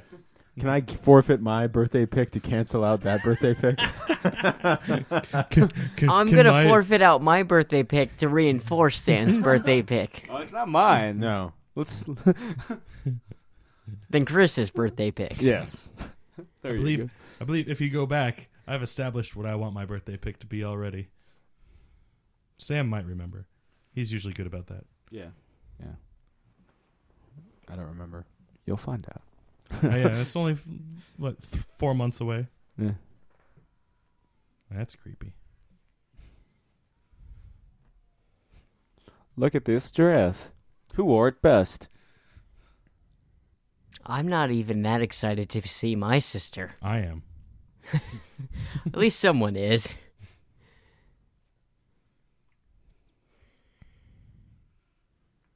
When she gets done-skied, it's just like the fuck physics. She just goes sideways and it's awesome. Yeah. She's my favorite death.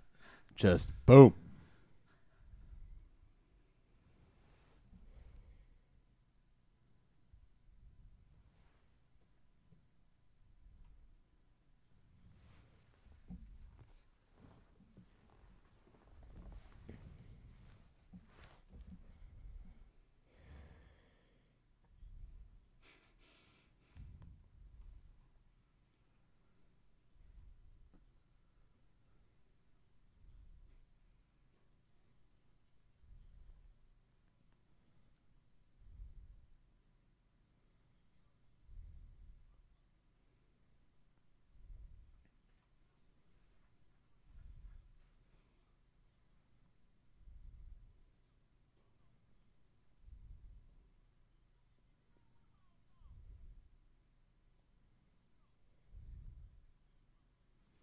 Yeah, it's funny to think, like, especially with the Marvel movies, we've watched more Samuel L. Jackson than anybody else.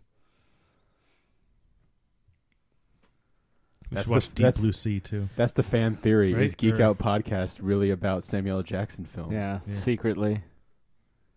Trying to think what Caveman's Valentine, Black Snake Moan.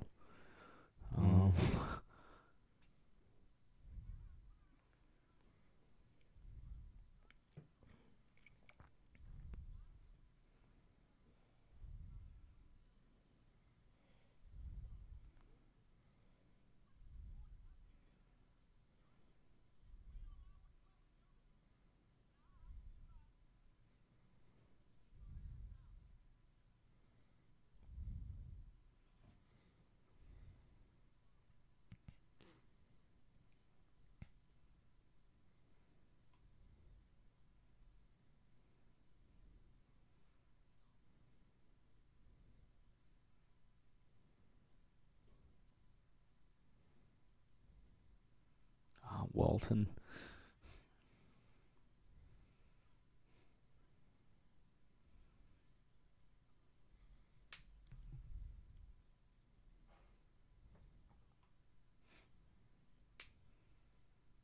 If you could, so Patriot Games would be your next pick, and the Spirit would be your next pick.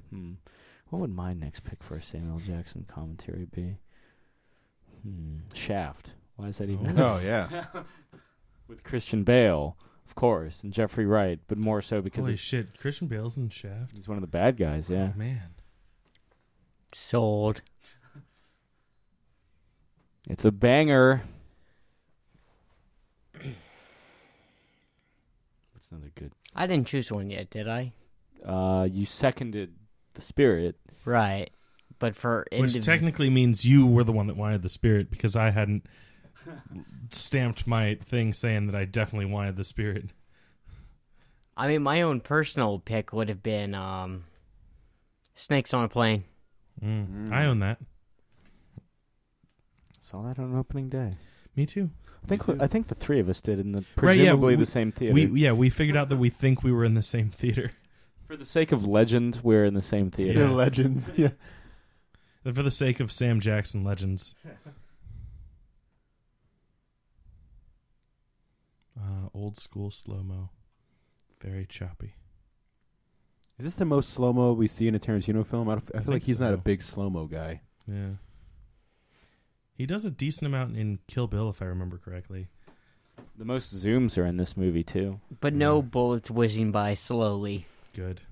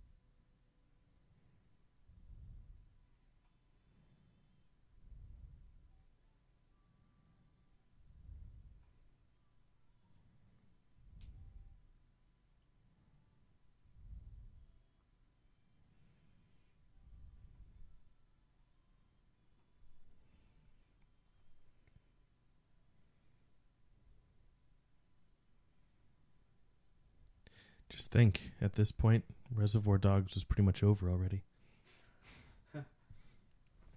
Ow.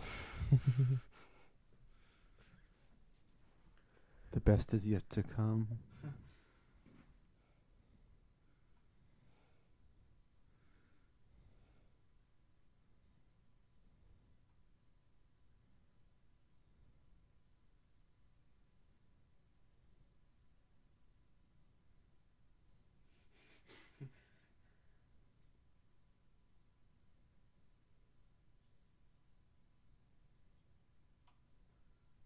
Justified.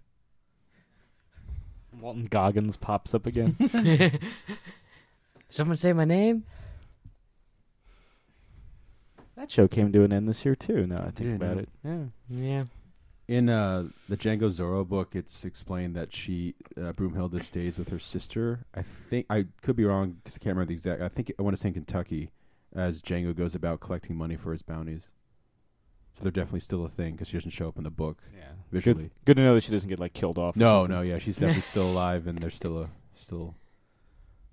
thing. That's right. No one wants you, lady. Because I remember reading the first issue, and I was like, why is he by himself?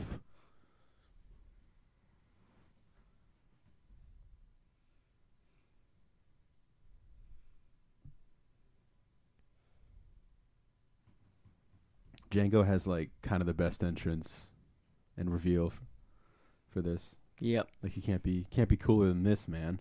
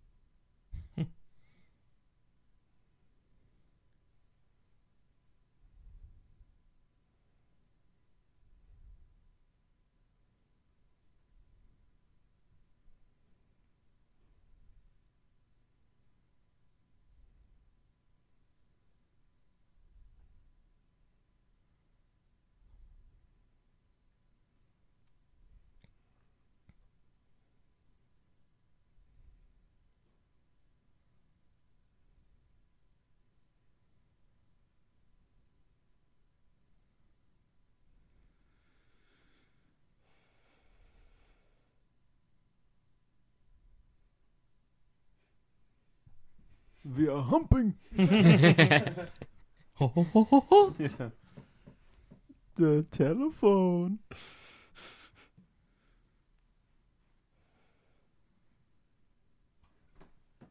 Do you think Django and Schultz's plan would have worked better if Django didn't come with Schultz? I mean, if like Schultz had just gone in alone, like Yeah. kind of infiltrated and then Yeah. taken her away. I suppose Django needed to. Confirm. Yeah. But I mean, Schultz, probably would still be alive. Yeah. How many? After all, how many? Actually, everybody in this Yeah. Everyone here would would probably. probably still be alive. Yeah. Not that that's a good thing, Yeah. but Having said that, although how many slaves spoke German at the time, and were named Brunhilde? that's true. Although it is very much Christoph Waltz's choice Yeah. to take out Calvin Candie. Like morally, he can't let it go. But Steven's recognition of That's true. And that was the mask, her actually pissing herself from excitement. well, how would you react if you saw Jamie Foxx? I would If I piss opened myself. my door and he was there, I'd yeah, be like, probably. yo. Go in excitement. I found life. Yeah. Let's talk about Collateral. Ugh. Oh, I love that movie. Another And- Michael Mann movie. Yeah. Yeah. It's a banger. Yeah. It's better It's a than Black. bingo. Better than Black Hat. Although it's funny, Yeah. Jamie Though I imagine a firecracker up the ass is probably better than Black Hat. Jamie Foxx won his No, Oscar knock for it until Ray. you've tried it. The same To be year, fair, he wasn't. He was saying it was better. the same year that Leo was up for The Aviator, Yeah. and he beat him. Aviator's my favorite Leo performance. When he's washing his hands to the point that they bleed. They bleed, yeah. He likes Playing to Crazy bleed Man on will do camera. that to you.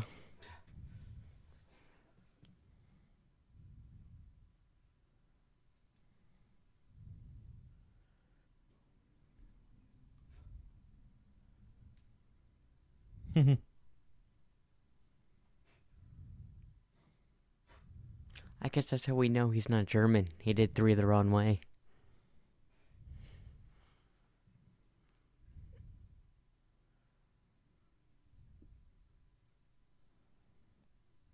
Yeah, he was in Water for Elephants.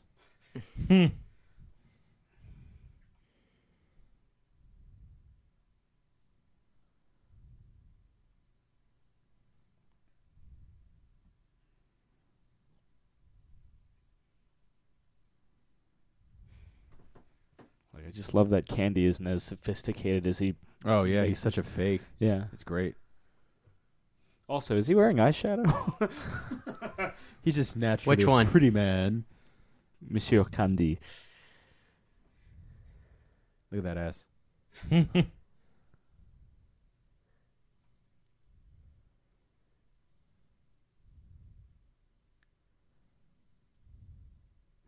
It looks like it.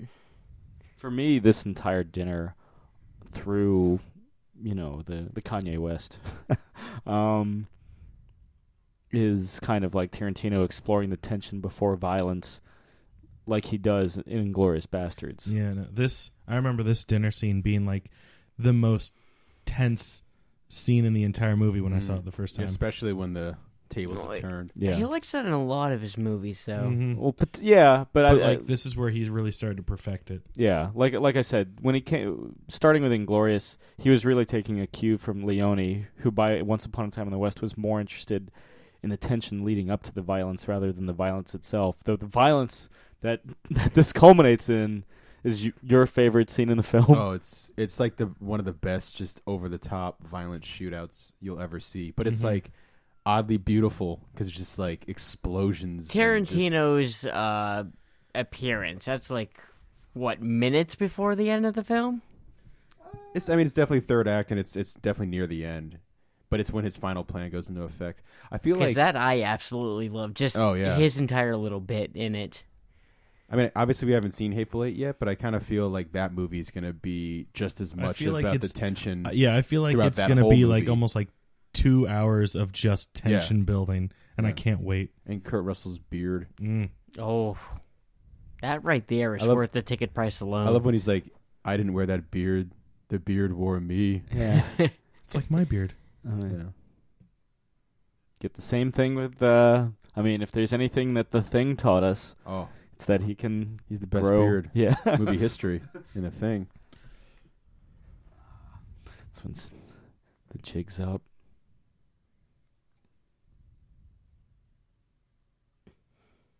My name's Fury. I want you for the Avengers. If he recruited Django, the Avengers would truly be unstoppable. Yeah. But who would be the better shot, him or Widow? Not Hawkeye? Yeah, I was about to say. I don't think Hawkeye ever really uses a gun. Oh, you're saying just specifically a gun. He uses guns in the beginning of the Avengers. It isn't until he attacks the helicarrier that he uses the bow and arrow. It's true. In fact, Oh, he you mean shoots he's being Samuel mind Jackson. controlled? He shoots Samuel Jackson in the chest. Yeah, Yeah. intentionally so that he doesn't die. Yeah. Because he's just that strong of a brain. Well, yeah, the deleted scene. Yeah, he's like, you could have shot him in the head. Loki's like, you could have shot him in the head. And he's like, I'm sorry, sir.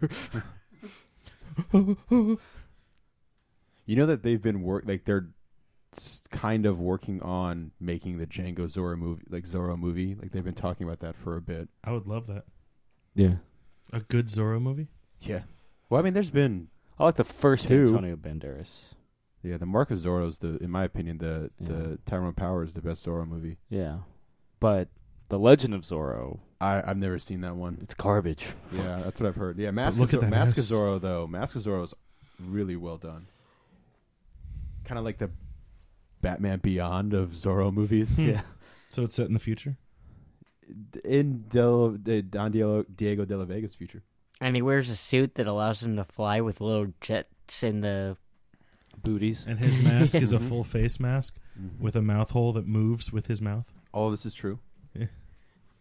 It's like Phantom 29 or whatever the... Tim Drake is the Joker. Yeah. Yeah. Yeah. in the Mask of Zorro. He's definitely got some guyliner on. Again, totally should have gotten the Oscar. Just for that. He's the Nightman. What is it? And then he's like, don't say it, just do it.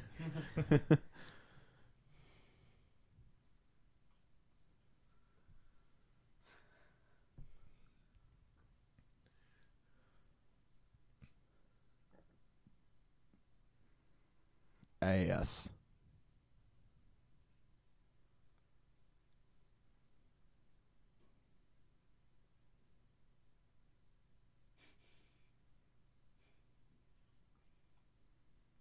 Let's broaden our minds. Lawrence?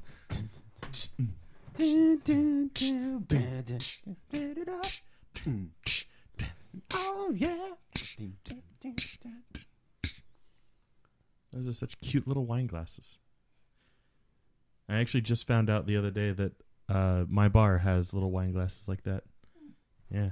For sherry, right? Probably. I'm not a bartender, so I don't know the proper uses for the glasses, but Curtis was taunting Patrick, who was just drinking at the bar, and kept, like, Patrick keeps, like, he likes fancy whiskey and kept ordering fancy whiskey, and each time Curtis would put it in a different glass that is not designed for whiskey, and it was really annoying Patrick because apparently he actually cares what his glass. Now, granted, I enjoy drinking from a snifter because I feel like a snifter is fancy, but I'm not going to freak out if it comes in one of those sherry glasses. What if it comes in a beer glass? A champagne flute.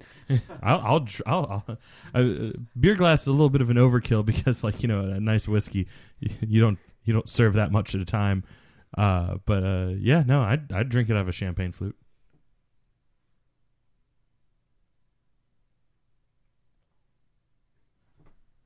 Just go berserk right now, Django. Almost.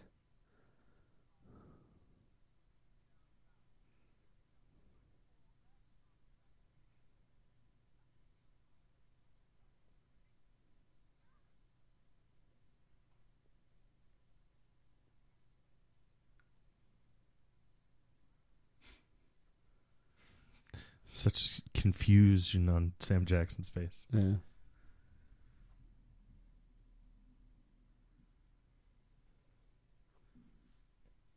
I hadn't God, really he noticed really it until just wants to shoot someone. Yeah. It's been like half an hour since I shot somebody. Yeah. And now he knows. Jig's up. I hadn't really noticed until this scene, but like Jamie Foxx has this beautiful scar on the left side of his face, you know, just crossing from like forehead to cheek over the eye. And he's got the small R Mhm. below his other The eye. runaway. But yeah, that other scar looks like a knife wound, if I Mhm. had to guess. Or maybe a whip. Like I don't know. I'd have to be a really fucking powerful slash he took then. I mean, look at the slashes on the back of her. We clearly established they aren't known to hold back. Yeah. If anything, I'd say that it was a near miss because it only scarred it was a faint scar.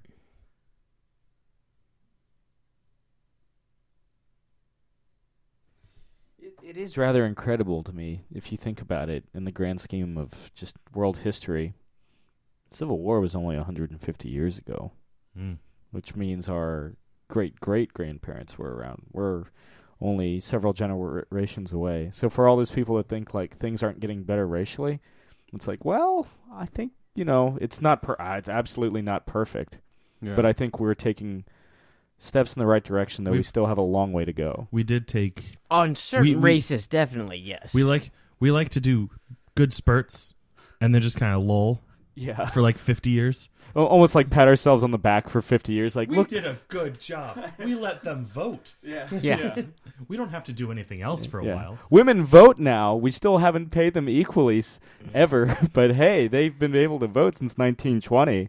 You know what's interesting that I learned is that, and I'm sure if I paid more attention in history class, I would have learned this in high school. But I learned it on what's this show called? Adam Ruins Everything. The rights for blacks to vote were first established before women's suffrage, but like almost immediately after, like all the laws were changed, kind of like what's going on right now with like identification cards, making it harder for like lower income and immigrants to vote. Like almost immediately it was like, oh yeah, blacks can vote, but they have to be able to do this, this, and this. Yeah, Jim Crow immediately. Yeah, and it wasn't until a couple decades after women's suffrage that like it was cleared up to the point of like what our voting laws are now, to make it easier. Baby steps, guys. Yeah. Baby steps. Now, this is the true turn of Samuel L. Jackson's character right here. Because you realize that as much as Calvin Candie's pretending to be someone more noble than he actually is, Stephen is... Sorry, continue. What are you looking at? I was about to say, the candles, are they giving off a lens flare? Yeah. More like It's what happens when light shines directly into a lens. Okay. It's more of a glow than a lens flare. Just because they're not intense enough to give a real lens flare.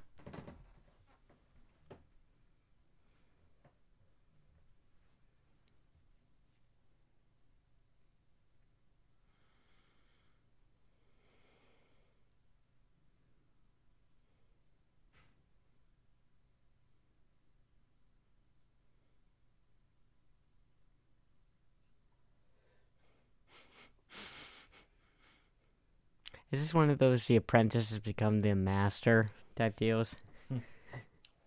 Well, it's every, again, like I was saying before you brought up the candles, like Stephen is, just as Calvin is kind of pretending to be more noble than he actually is, Stephen plays up being more of kind of like a goofball. Oh, yeah. I mean, he even straightens up at the end. Yeah. Before he gets shot. Yeah, I mean, he kind of straightens up, he's like clearly like not like loud and grating here. I think secretly Stephen is his like kind of his consigliere, I guess, to put it in Godfather terms. Mm-hmm. Have you not seen the Godfather? It's like his right hand man. Oh, okay. Or like his like informant. Yeah. Okay. I get that. Right. Watch the Godfather, Josh. Well, I have it on Laserdisc. yeah. How many side turns is that? I don't know. I actually haven't watched it on. How many Laserdisc. discs? Yeah, 'cause that's a long one. Both of them. Yeah. And then I there's think it's 2 discs, but only on 3 sides. Because I think it's the low quality version where you can get almost an hour per side. Smack your hands together. Do it.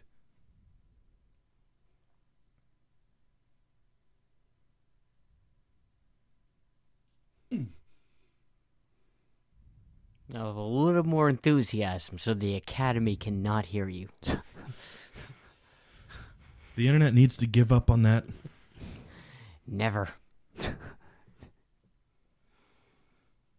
Remember when Leonardo DiCaprio was on Growing Pains? Yeah. Remember No. when he was in What's Eating Gilbert Grape? Oh, yeah. Yes. Right around the same time. Show me that smile. Oh, show me that smile. No waste another minute. I like how he excuses his sister. He's like, "Hey, go on," not secretly thinking I'm about to get real fucking nasty.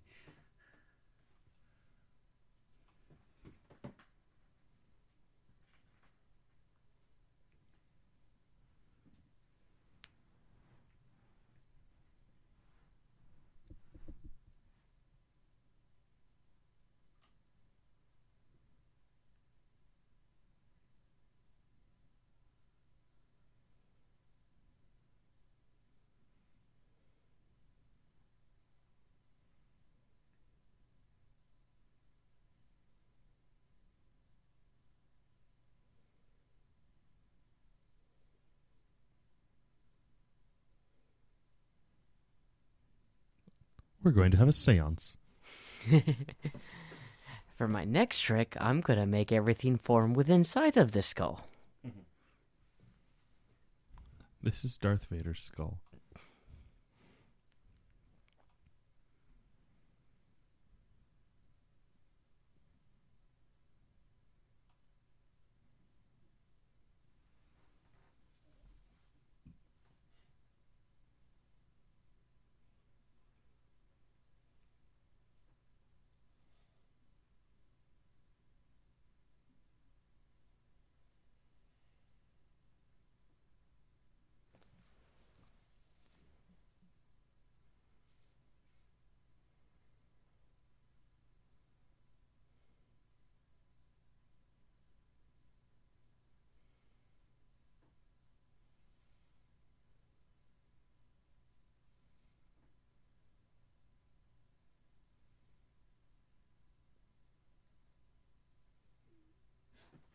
Oh, you weren't joking. Oh, right.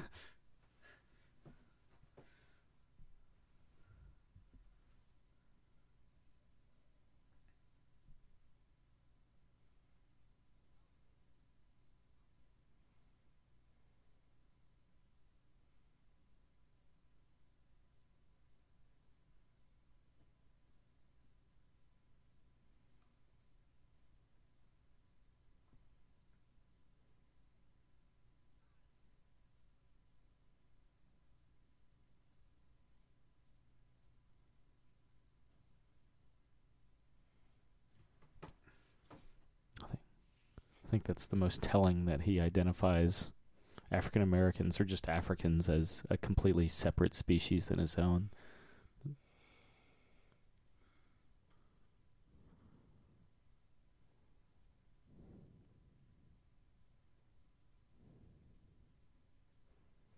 But yeah, this little monologue here, I mean, it's one of the most sinister, diabolical moments in any Tarantino film.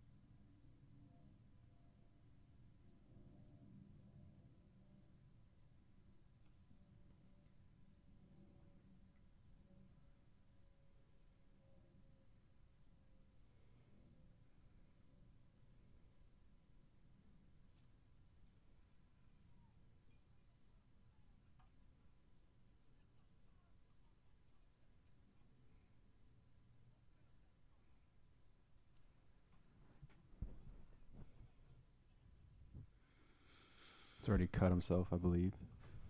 Yeah, when he slams his hand down. Mm-hmm. He's almost more amused by it. Yeah. Now, I always heard that luckily because I always assumed that it was his blood that wipes on What's-Her-Face's face. But I heard that luckily they cut and they were like, let's not actually wipe Leonardo DiCaprio's blood on her face. Oh, I thought they actually... But that's how she becomes extra Well, famous. I did too, and then I was reading about some Django stuff, and I was like, that's probably for the best, because that would have been awful. I just thought she had like a genuine reaction. Well, she did. The reaction was that when like they cut to actually tend to it, that they all got he got a standing ovation, and that Washington and Leo, they all decided, let's go with it. Let's, have the blood smeared on her face, because now it's part of the character. Right.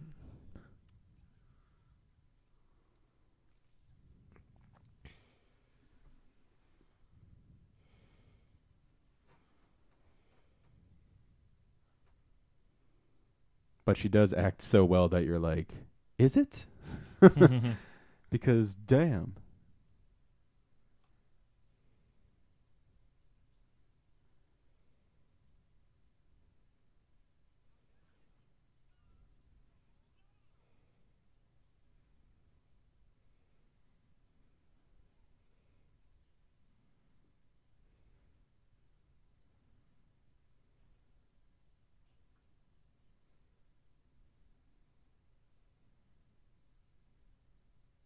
If there were a counter for that word in this movie, where do you think we'd be at right now? You'd probably find it online. I'm sure. Yeah, but just a rough guess. What do you guys think?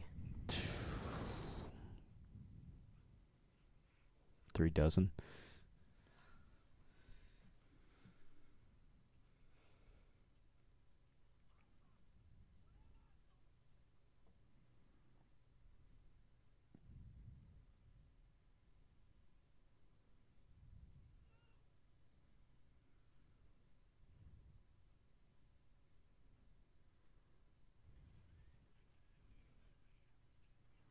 You want to get nuts?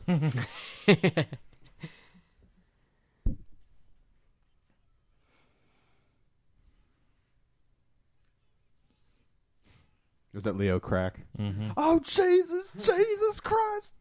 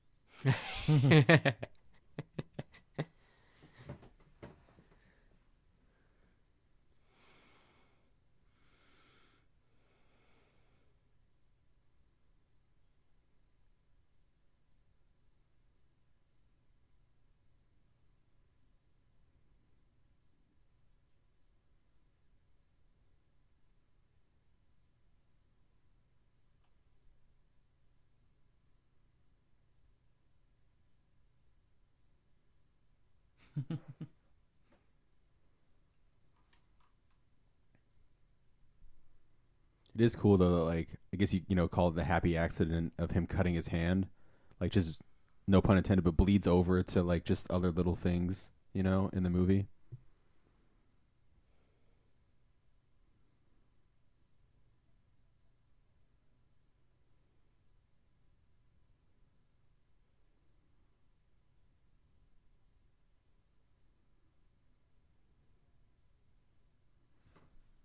One of my favorite Christoph Waltz moments, because he's known for being very suave and cool and charming, but the fact that he'll forever now, like, because of his experiences in Candyland, he'll associate, For Elise. Well, he'll for Elise, Beethoven with his experiences here, and he can't stand it.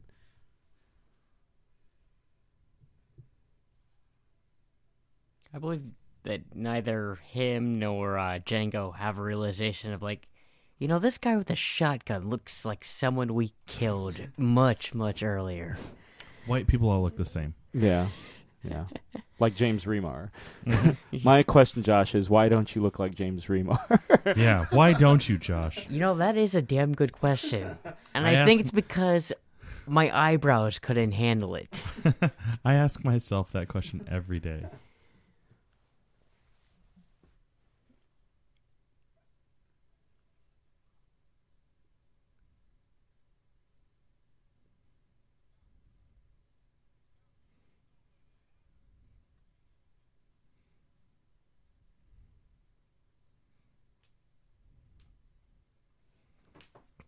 One of the things I also love about this sequence is the entire time we think, Leonardo DiCaprio's character, Calvin Candie, we think he's going to do something sinister to King Schultz. He's like, I insist you shake my hand. Like, he just won't let it go. And Schultz just, Reverses it. he implodes. He's the one that, ends up actually doing something, Brash. yeah. But yeah, he implodes in on himself, basically. He gets Emotionally. He's about to get remarred in a second. Talking about my favorite, we were talking about our favorite Tarantino lines. His explanation about Federzan is probably my favorite Tarantino dialogue. And I mean, as far as just a good person deciding I've had enough, this is one of the greatest scenes of that.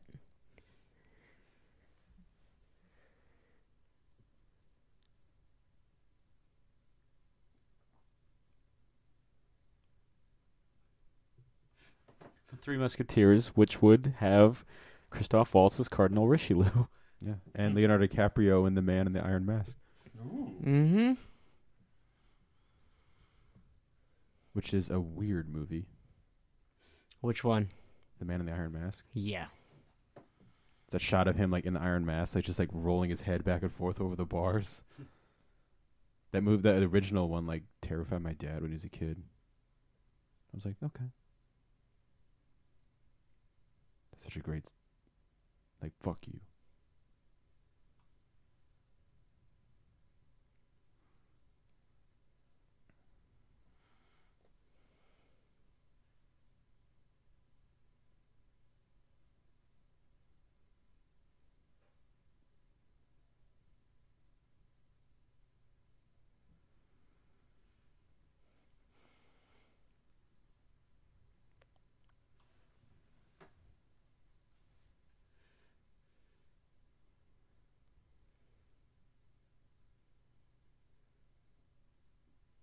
James Remar also goes out pretty hard in Judge Dredd. And the Phantom. I don't That's right, remember how he yes. goes out in Dexter. I don't remember. Yeah, doesn't he technically start out dead? Yeah, he only shows him the flashbacks, Yeah. doesn't he? Yeah. Yeah, but Isn't it cancer or something like that?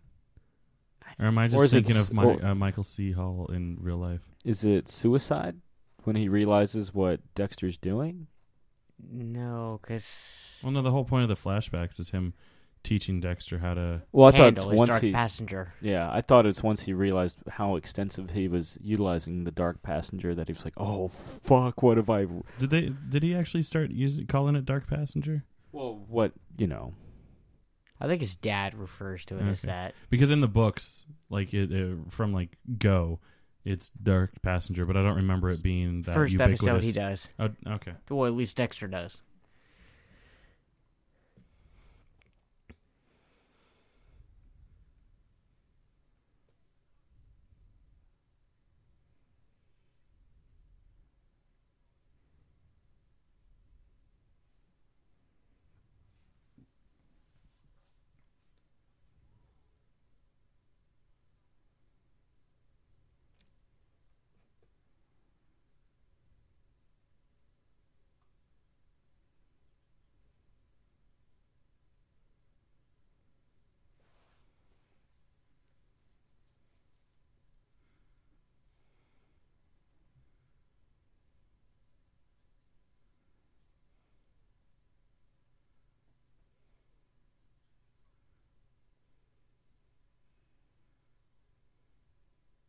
I want to see that one on the books.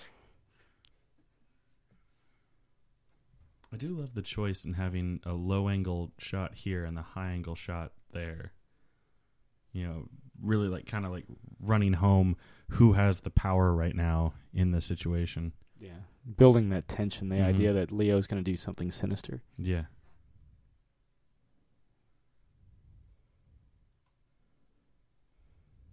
As much as I love 90s Tarantino, and, we both, the three of us, prefer, I suppose. But, 2000s I love Tarantino all around. Yeah, I mean, I like Tarantino all around, too, obviously. But, 21st century Tarantino is such a much more, accomplished, confident filmmaker. Mm-hmm. He's got so many, he employs so many more tricks and stuff.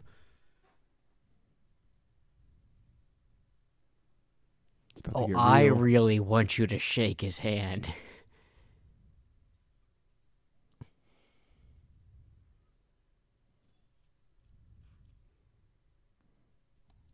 Beautiful shot.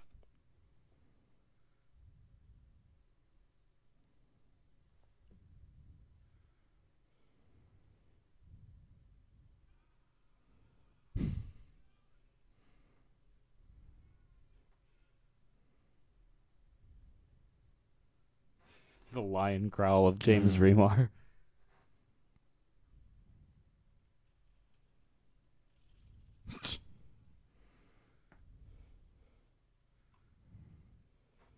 You ready for it, Jake? This is perfection.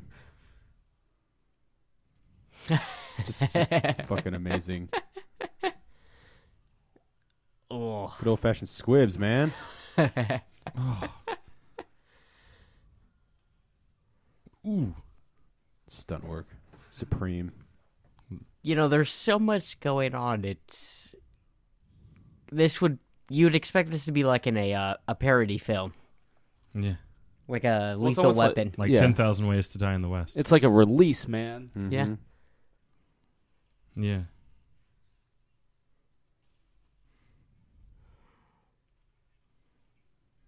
And the cannon. I mean, they've been doing that throughout the movie, but the sounds of the cannon blast. Missiles.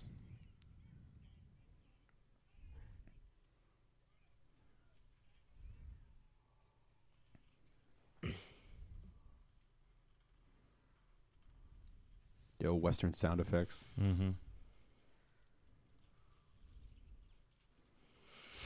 Maybe if we keep shooting that one guy, we'll hit Django.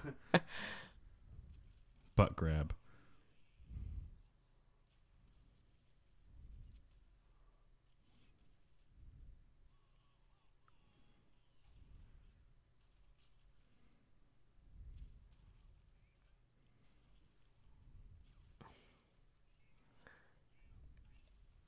Every single one of them is like part tomato, I swear. Mm.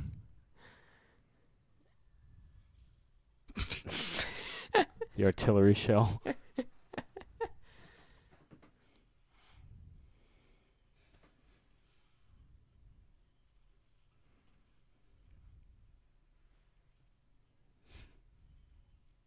There's something just whenever I saw this in theaters, there was just something cathartic about this moment. Oh, yeah. You know what this reminds me of? A John Woo film. Yeah, I could see it being like The Killer or something, or Hard Boiled. Oh, yeah. Or Mission Impossible 2. Like Mission Impossible 2. Just like Wind Talkers. I'd say more Face Off. Is that John Woo? Mm-hmm. Oh, yeah. Okay.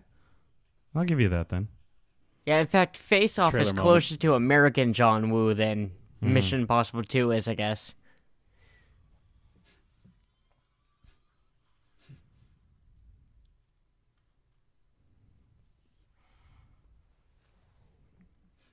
Surely there's a back door. That's just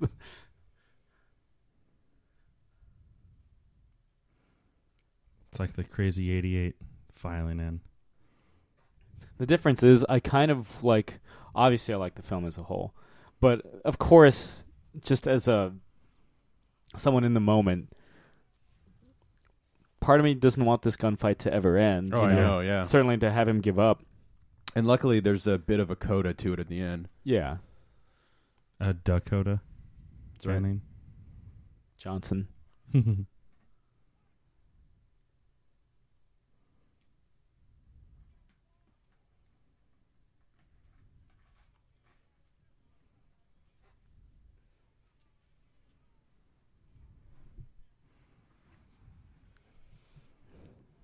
Something also great about the Western is just like the old-fashioned pistols. Oh yeah, the look that they got. That's why I always liked, pistols like Hans or certainly Captain Reynolds, which had pistols that kind of, felt like they belonged in that world. I mean, fucking Firefly, for all intents and purposes, is a Western. Yeah. Oh, yeah. They're all using revolvers, old-style shotguns, lever actions. Yeah. I mean, it's straight up after, like, a civil war. Yeah.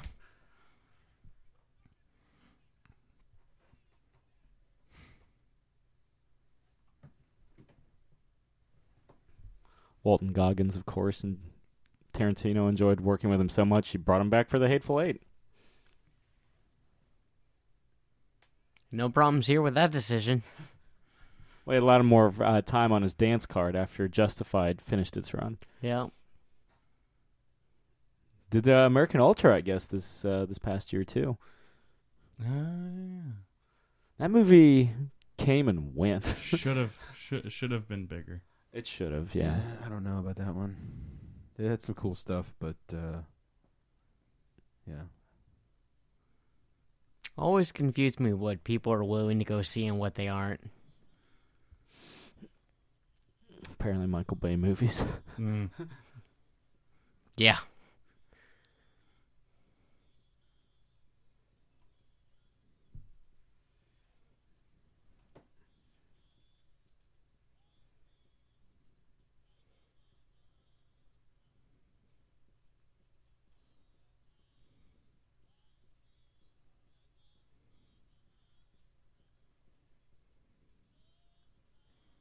Look at all the blood. What are you talking about? That's all tomato soup.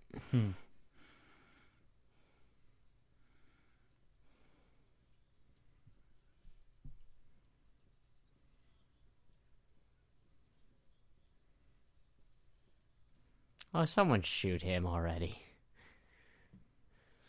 Inside one. I completely forgot about this sequence. Like a lot of the movie, apparently. This was pins and needles, too. Very tense.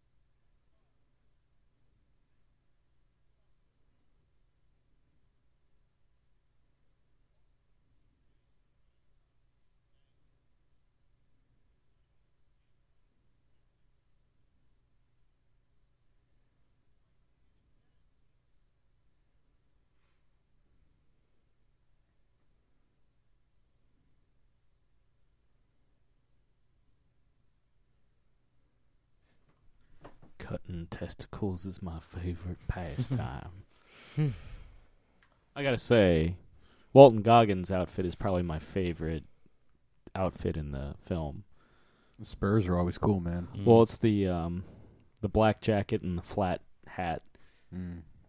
I've always been partial to like the look and the sound of the Spurs. Oh, certainly the Spurs, but I'm like, yeah, for me it's the I also liked like the kind of like poncho that Mm. Eastwood immortalized. I always like the kind of more draping look. Yeah. I think his character in Justified should have worn something closer to that. That would have been a bit too on the nose. I mean, he always had the black going on, but never something that, well, I guess a little bit stylized later on in the series. When he's like With the vest. when he's tighter with Raylan. Yeah, he goes for like a vest and a tie, I think. Mm.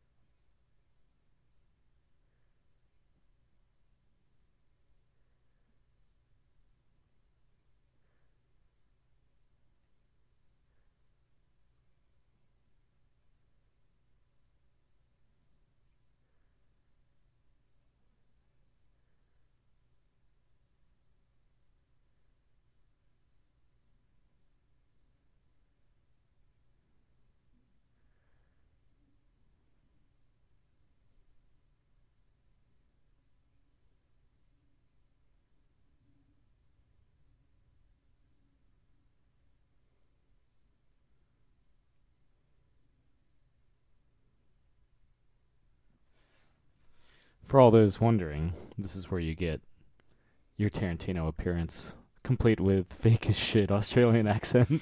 Oh, that's right. Now, What do you mean finally fake as coming shit? back. This shit be real as shit gets. Yeah, this is the most realistic. That's Michael Parks too. Most realistic Australian accent I've heard, and I watched Mad Max. There's the man. Thinking to himself, yeah, that's right. I directed this. Yeah.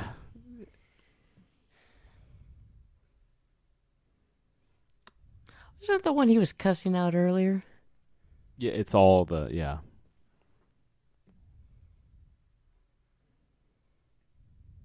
Because they still, as far as they know, they still fucking hate his ass.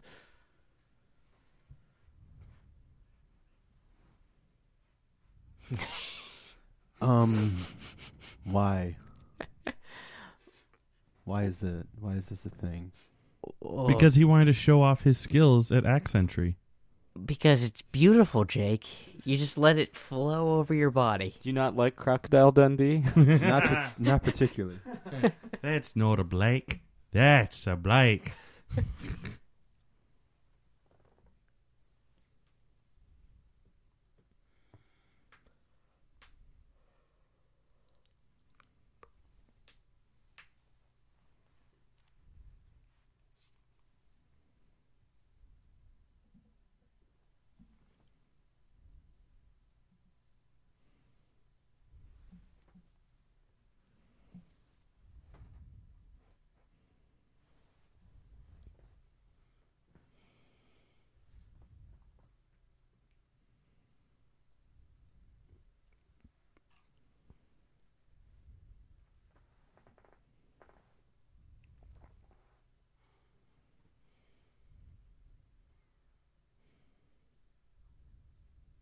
Do you just love story time with your actors? Mm-hmm.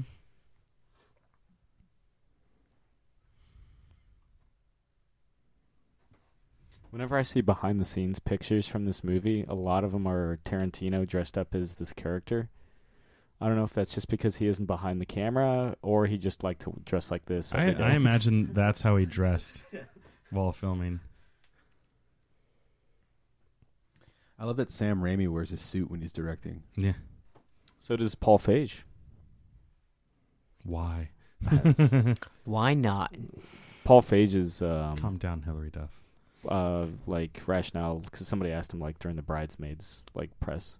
He's like, "Look, this is my job. I'm gonna dress up like I would going to my job." It's like, well, it's fine, but I wear khakis and an athletic T-shirt every day to my job. Yeah. That's like hockey coaches and old school NFL coaches.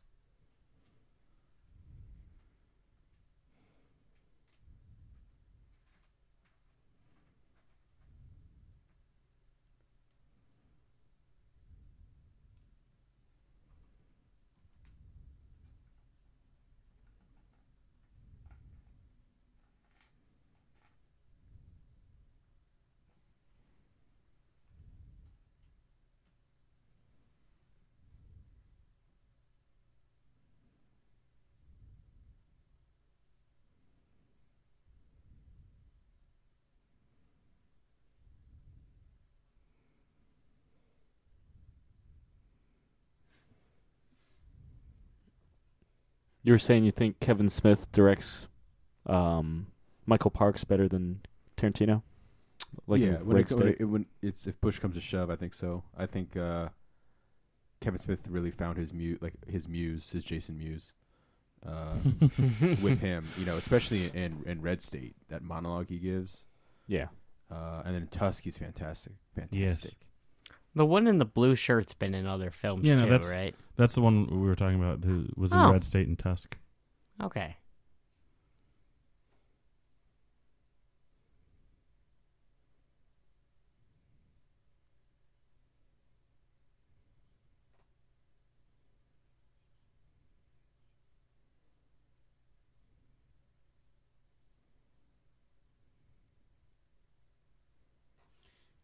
I don't know if you know this. There's a post-credit scene in this film. I do not recall. No, I don't Then think I've again- ever seen the post-credit scene. What's the point of asking me if I recall anything, apparently? Samuel L. Jackson inviting Django to the Avengers, isn't it? You wish, but and so do we. But Yeah. but no. Is it Tarantino inviting him to the shared universe? You'll find out. Django will return. That means, Josh, that means you're the only person I have to find a movie that you love that you didn't know had a post-credit scene, because I did it with Chris in Super Mario Yeah. Brothers. Did you know about the post-credit scene in Super Mario Brothers? I want to say I had. Hmm. Like when we were watching it, when we were putting together, what was it, my television that's right. Yeah, stand? because that was right after we watched it here. So Yeah. I was like, hey, watch for the post-credit scene. So you get shared credit for that one, Sam. Because had it not been for you, would have just turned it off. As we did for years. Yeah.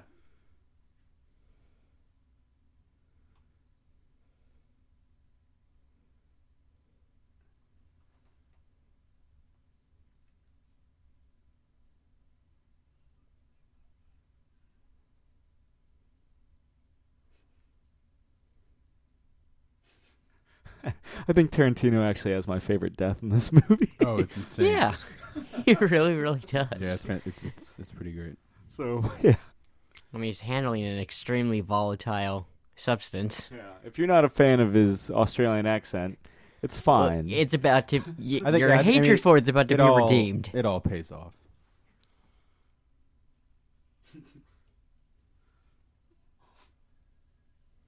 And...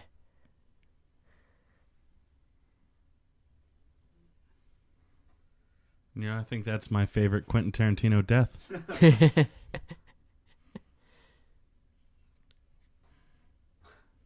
There's your one perfect shot. One perfect shot of semen. No judgment here.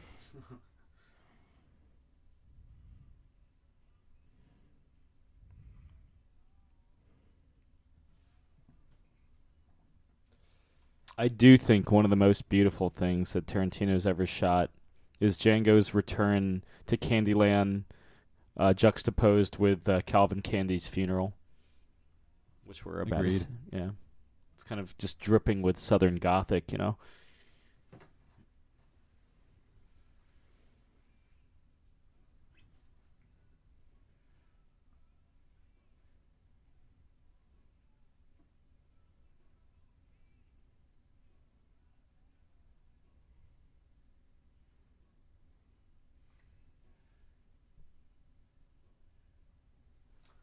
Going bareback. I think that's his horse in real life. I always go bareback. The one time I rode a horse, I was bareback.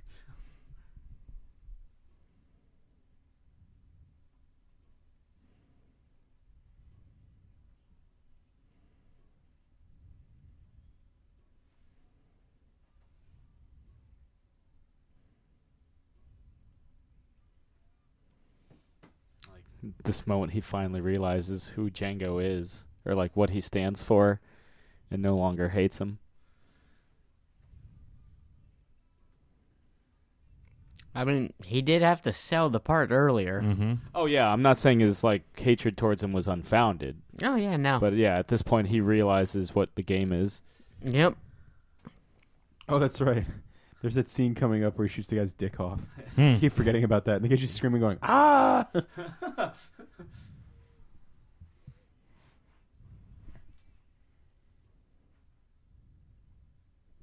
Excuse you, door. We were listening to that music. All you needed was the needle scratch. But yeah, I just love how this is all juxtaposed here. There's Zoe Bell with her backstory we'll never know. Yeah, she always hides in these movies. Yeah, according to Tarantino, he shot a lot more of her character, fleshing out her backstory, but you know, the movie's long enough as it is. But it's not until Death Proof she actually like really gets to act out. She's basically herself in Death Proof. Yeah. Oh, she's the stunt woman. Yeah, Gotcha. Okay. on top of the car. I was having trouble remembering who she was. Well, I mean, she's a character in the movie. Yeah. Yeah, Yeah. but no, name's but- Zoe. Yeah. Yeah, but yeah, I remember when Death Proof came out. There was a well, there it was. Oh, there's There's there's still more. There was that whole thing about how her character is a stunt woman because she's a stunt woman in real Yeah. life. yep. Yeah.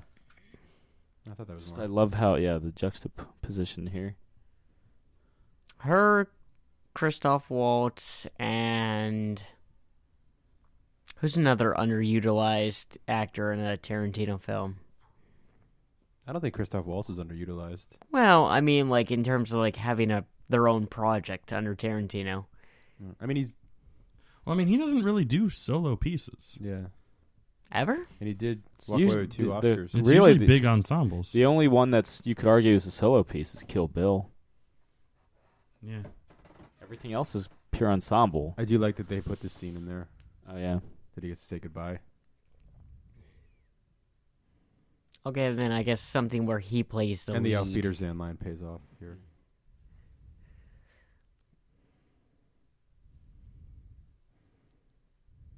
I mean, if Will Smith is to be believed, he is the lead. No, if Will Smith is to be believed, he didn't take the role because he isn't the lead. Well, yeah, the Christoph Waltz. Yeah, Christoph Waltz is the lead. Yeah. Yeah, and I don't feel that way about this one. I don't think Neither do I. None of us do. It's just Will Smith. That's why I was making the joke. Yeah.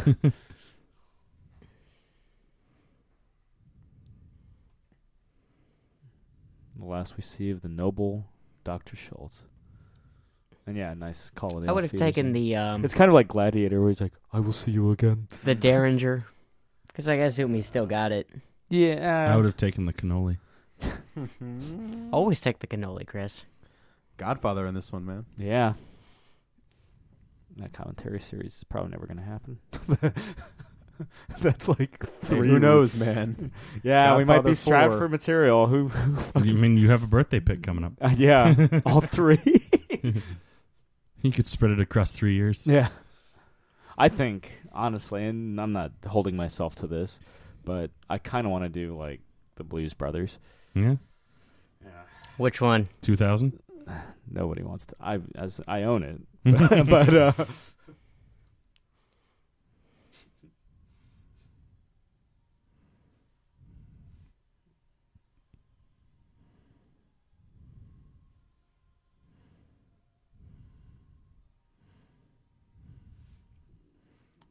yeah, again, the Southern Gothic, just kind of dripping from this scene.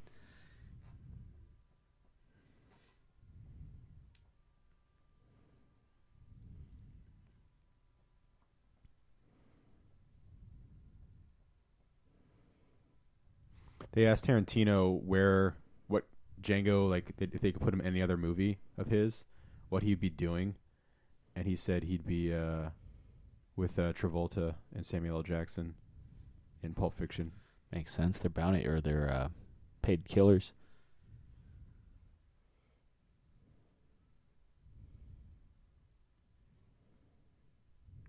You can barely tell a lot of people died in that house recently. There's still some There's blood on still the a lot walls. of blood. Tomato soup. Thank you, Chris. I got you. This is like the perfect way to sew up like a revenge. Just he does everything perfectly, fucks them all up, and gets the girl. And my favorite single shot is coming up. Gunshot or? Shot in the film. Which is that a gunshot? Surprisingly.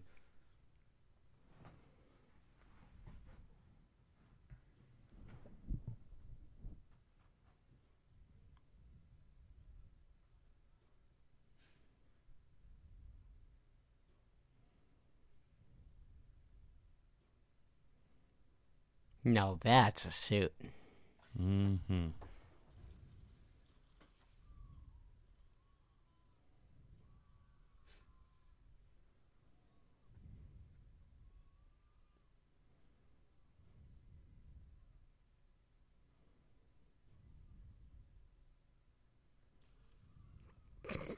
Hmm.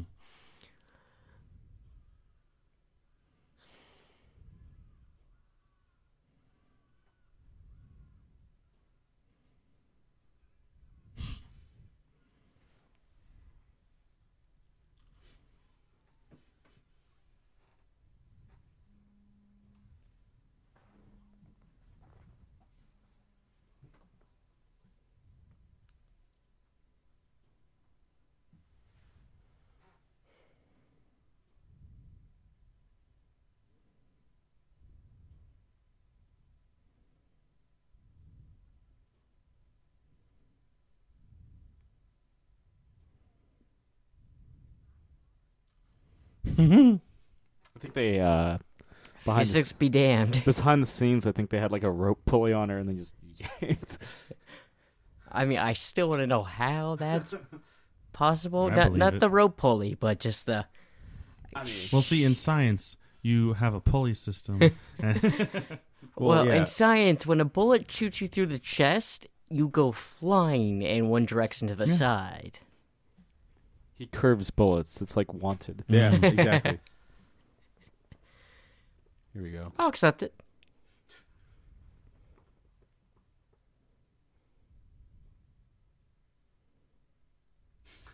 I'm just thinking about like Samuel Jackson. Oh God, oh. Gigs up, motherfucker. Boss fight, but not really. I mean, it's pretty one-sided.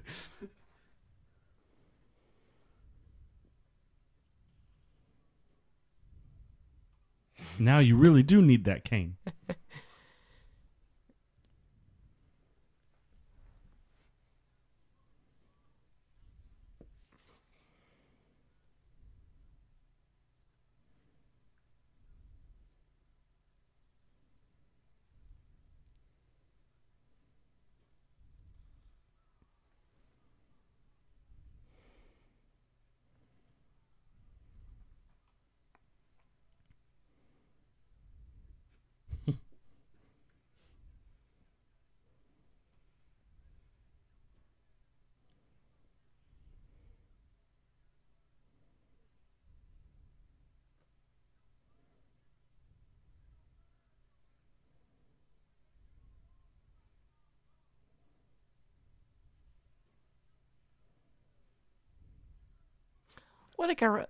What kind of rope is it that burns like that?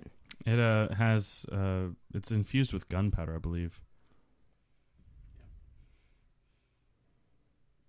I always thought rope like that was cool.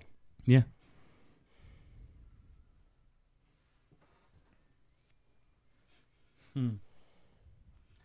He wears his sunglasses at night.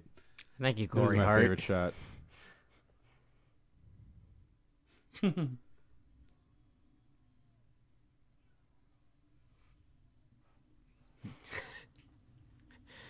I feel like That he was shot still is too fucking close great. to the building. Yeah.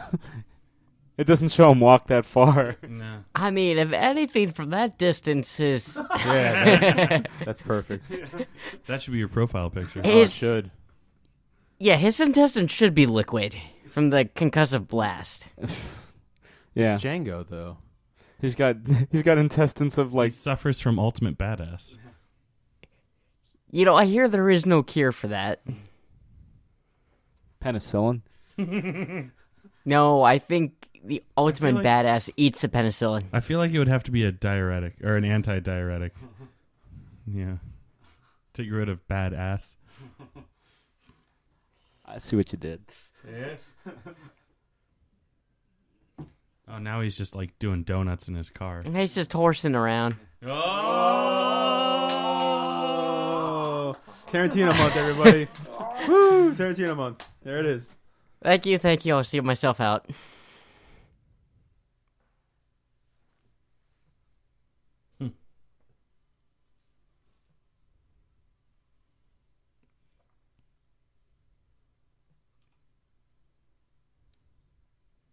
I didn't realize blowing up houses had anything to do with being the fastest gun in the South. Well, that's why you aren't the fastest gun in the South. That's right.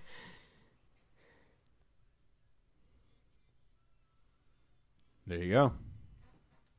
So yeah, fantastic fucking movie. Indeed. Any thoughts having reacquainted with the film? I guess I don't think I've ever seen the post credit scene, so I'm curious to see what it's all about. It was nice seeing it almost like for the Baghead first number time, 2. basically, because I'd forgotten so much of what happens. Oh, Tom Savini was in this. Ah. Not just making creature effects, but Yeah. actually acting in it. Nice. Like I said, they all have like backstories, but we'll never see them. That's what the comic books are for. Yeah. Man, oh man. Josh, any thoughts? Yeah, Mr. Joshua. Yeah, no, I absolutely love westerns, especially Tarantino's look on them. And the fact that he's the only one, I guess, with the cojones to keep the genre alive in the way he is, I'm extremely happy about. Yeah, all the other westerns I feel like are straight to VOD. I Like there was that one that like Michael Fassbender was in, like Slow West or something. really, Oh yeah. Like, I think don't it's on even Netflix. hear about them if There were- even those are the cases. There was the Insane Clown Posse's western, Big Money Rustlers. Get the fuck. I am outta so here. glad I did not hear about that one too. Did you know there's more juggalos in the world than polar bears? Yeah. Which both says we need to take care of our polar bears, and says, man, there's a lot of people that really love the Insane Clown Posse. Yeah. Nice. They've But got yeah, the no, audio cues. I love this film. Definitely got me excited for the Hateful Eight. Mm-hmm. Oh, Elise was in this. That touch of Beethoven to class up the joint. Yeah. Although I gotta wonder, like, if westerns coming back would be like a seasonal thing, like spring, summertime, or if they're just a film that can match any season. I feel like I'll be your film for all seasons. I feel like they shouldn't come out in the summer because there's too many big blockbusters Mhm. coming around right around then. They should be like a maybe a springtime to like reinvigorate you for the summer blockbuster. either a spring, but not be overshadowed by them. Though I feel like that's when a lot of the indie horror films like It Follows and stuff. And But when Goodnight Mommy shows up. When it were to come to something like the Hateful Eight, wouldn't that qualify as like a blockbuster too? It is, but I mean, I feel like that's there's just. I feel like that's more so because it's Tarantino. it's also not being released in the summer. Boom Yeah. diada. It's But I actually mean- being released at like the worst time of the year for movies. Against the Star Wars. Yeah, yeah, Yeah. but like technically, it is a January release, even though they bumped it up to be a New Year's release. 31st, right? Yeah. Yeah. Here it but is. That's all you get. And with Good, that, we put good. the counter at It's up there. But like triple digits. If it isn't, it's close. But I think it is. But It's I like don't know the what it is. F Fuck it, we'll word round and, up to 105. yeah. But man, Django Unchained. That's where Blink 182 got the name. Got the number 182. Yeah. Did you guys know I spell my name DJAKE? DJ. Yeah. The D is silent, D hillbilly. is silent. No, I think what he means is the John is silent. That's right. It's the John. Dijon mustard. But yeah, that's the end of Tarantino Legends Month until I presume he releases another movie, which apparently he's only got 2 left in him. Any thoughts on that? Do you think he should retire at 10? I honestly don't think he's going to. He just doesn't like to think ahead too much. Right. I think he loves making movies. Yeah. But his thing is, he wants to have a great track record. He doesn't want to be making, Yeah. thinking of all these projects ahead of time. I think he really does, at the end of the day, consider himself a writer more than a director and wants to become an author and a novelist Yeah. and write novels. Well, again, he was inspired to What a novel idea. He was inspired to create Django Unchained, working on a book about Sergio Corbucci. And didn't Kevin Smith kind of scale back after a while and then Well, he thought make a major comeback? Kevin Smith kind of I think lost faith in the in him, system. And, in the system and in himself. Yeah, which I'm glad he didn't. I remember a long time ago after reading the whatever article it was, and I tweeted him. I was like, dude, you can't quit, man. I love you. Don't quit me. I love you, Kevin Smith. And thank God he didn't. Yeah. Because he's putting out the most, honestly, the stuff I feel like he's the most personally invested in years. I mean, we get a Mallrats 2, Clerks 3, Yeah. Yep. Yoga Hosers, which I'm looking forward to seeing. Yeah, Moose and Jaws. Moose Jaws. Moose Jaws, yeah. Yeah, man. It's Jaws. Bring it back. The moose. Bringing back Jay and Silent Bob. And if Tarantino continues, hopefully third Kill Bill. Mm. That's the idea. He was like, the reason that Kill Bill Volume 3 didn't happen sooner is like, look, I'd worked on 2 Kill Bill movies basically back to back. I was just kind of ready to take a break from all that. But yeah, it's been a decade, so maybe. So we'll see. Honestly, I love Tarantino making westerns, but after the Hateful Eight, I feel like I'm good. Yeah, I mean, he can. Let someone else try and one up him. Or He doesn't need to be straight westerns for like a decade. yeah, let's not end his career presumably on westerns. Let's see what he can Do a CGI kids movie. Hugo is one of the best Scorsese movies, and it didn't feel like Scorsese at all. No.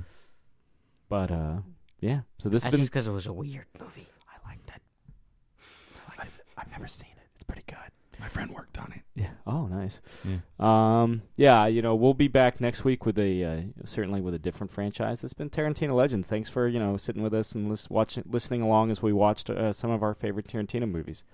So yeah, it's been another Geek Out commentary. I'm Sam. I'm Chris. I'm Jake. I'm Josh. And we'll be back next week. Bye. Good night.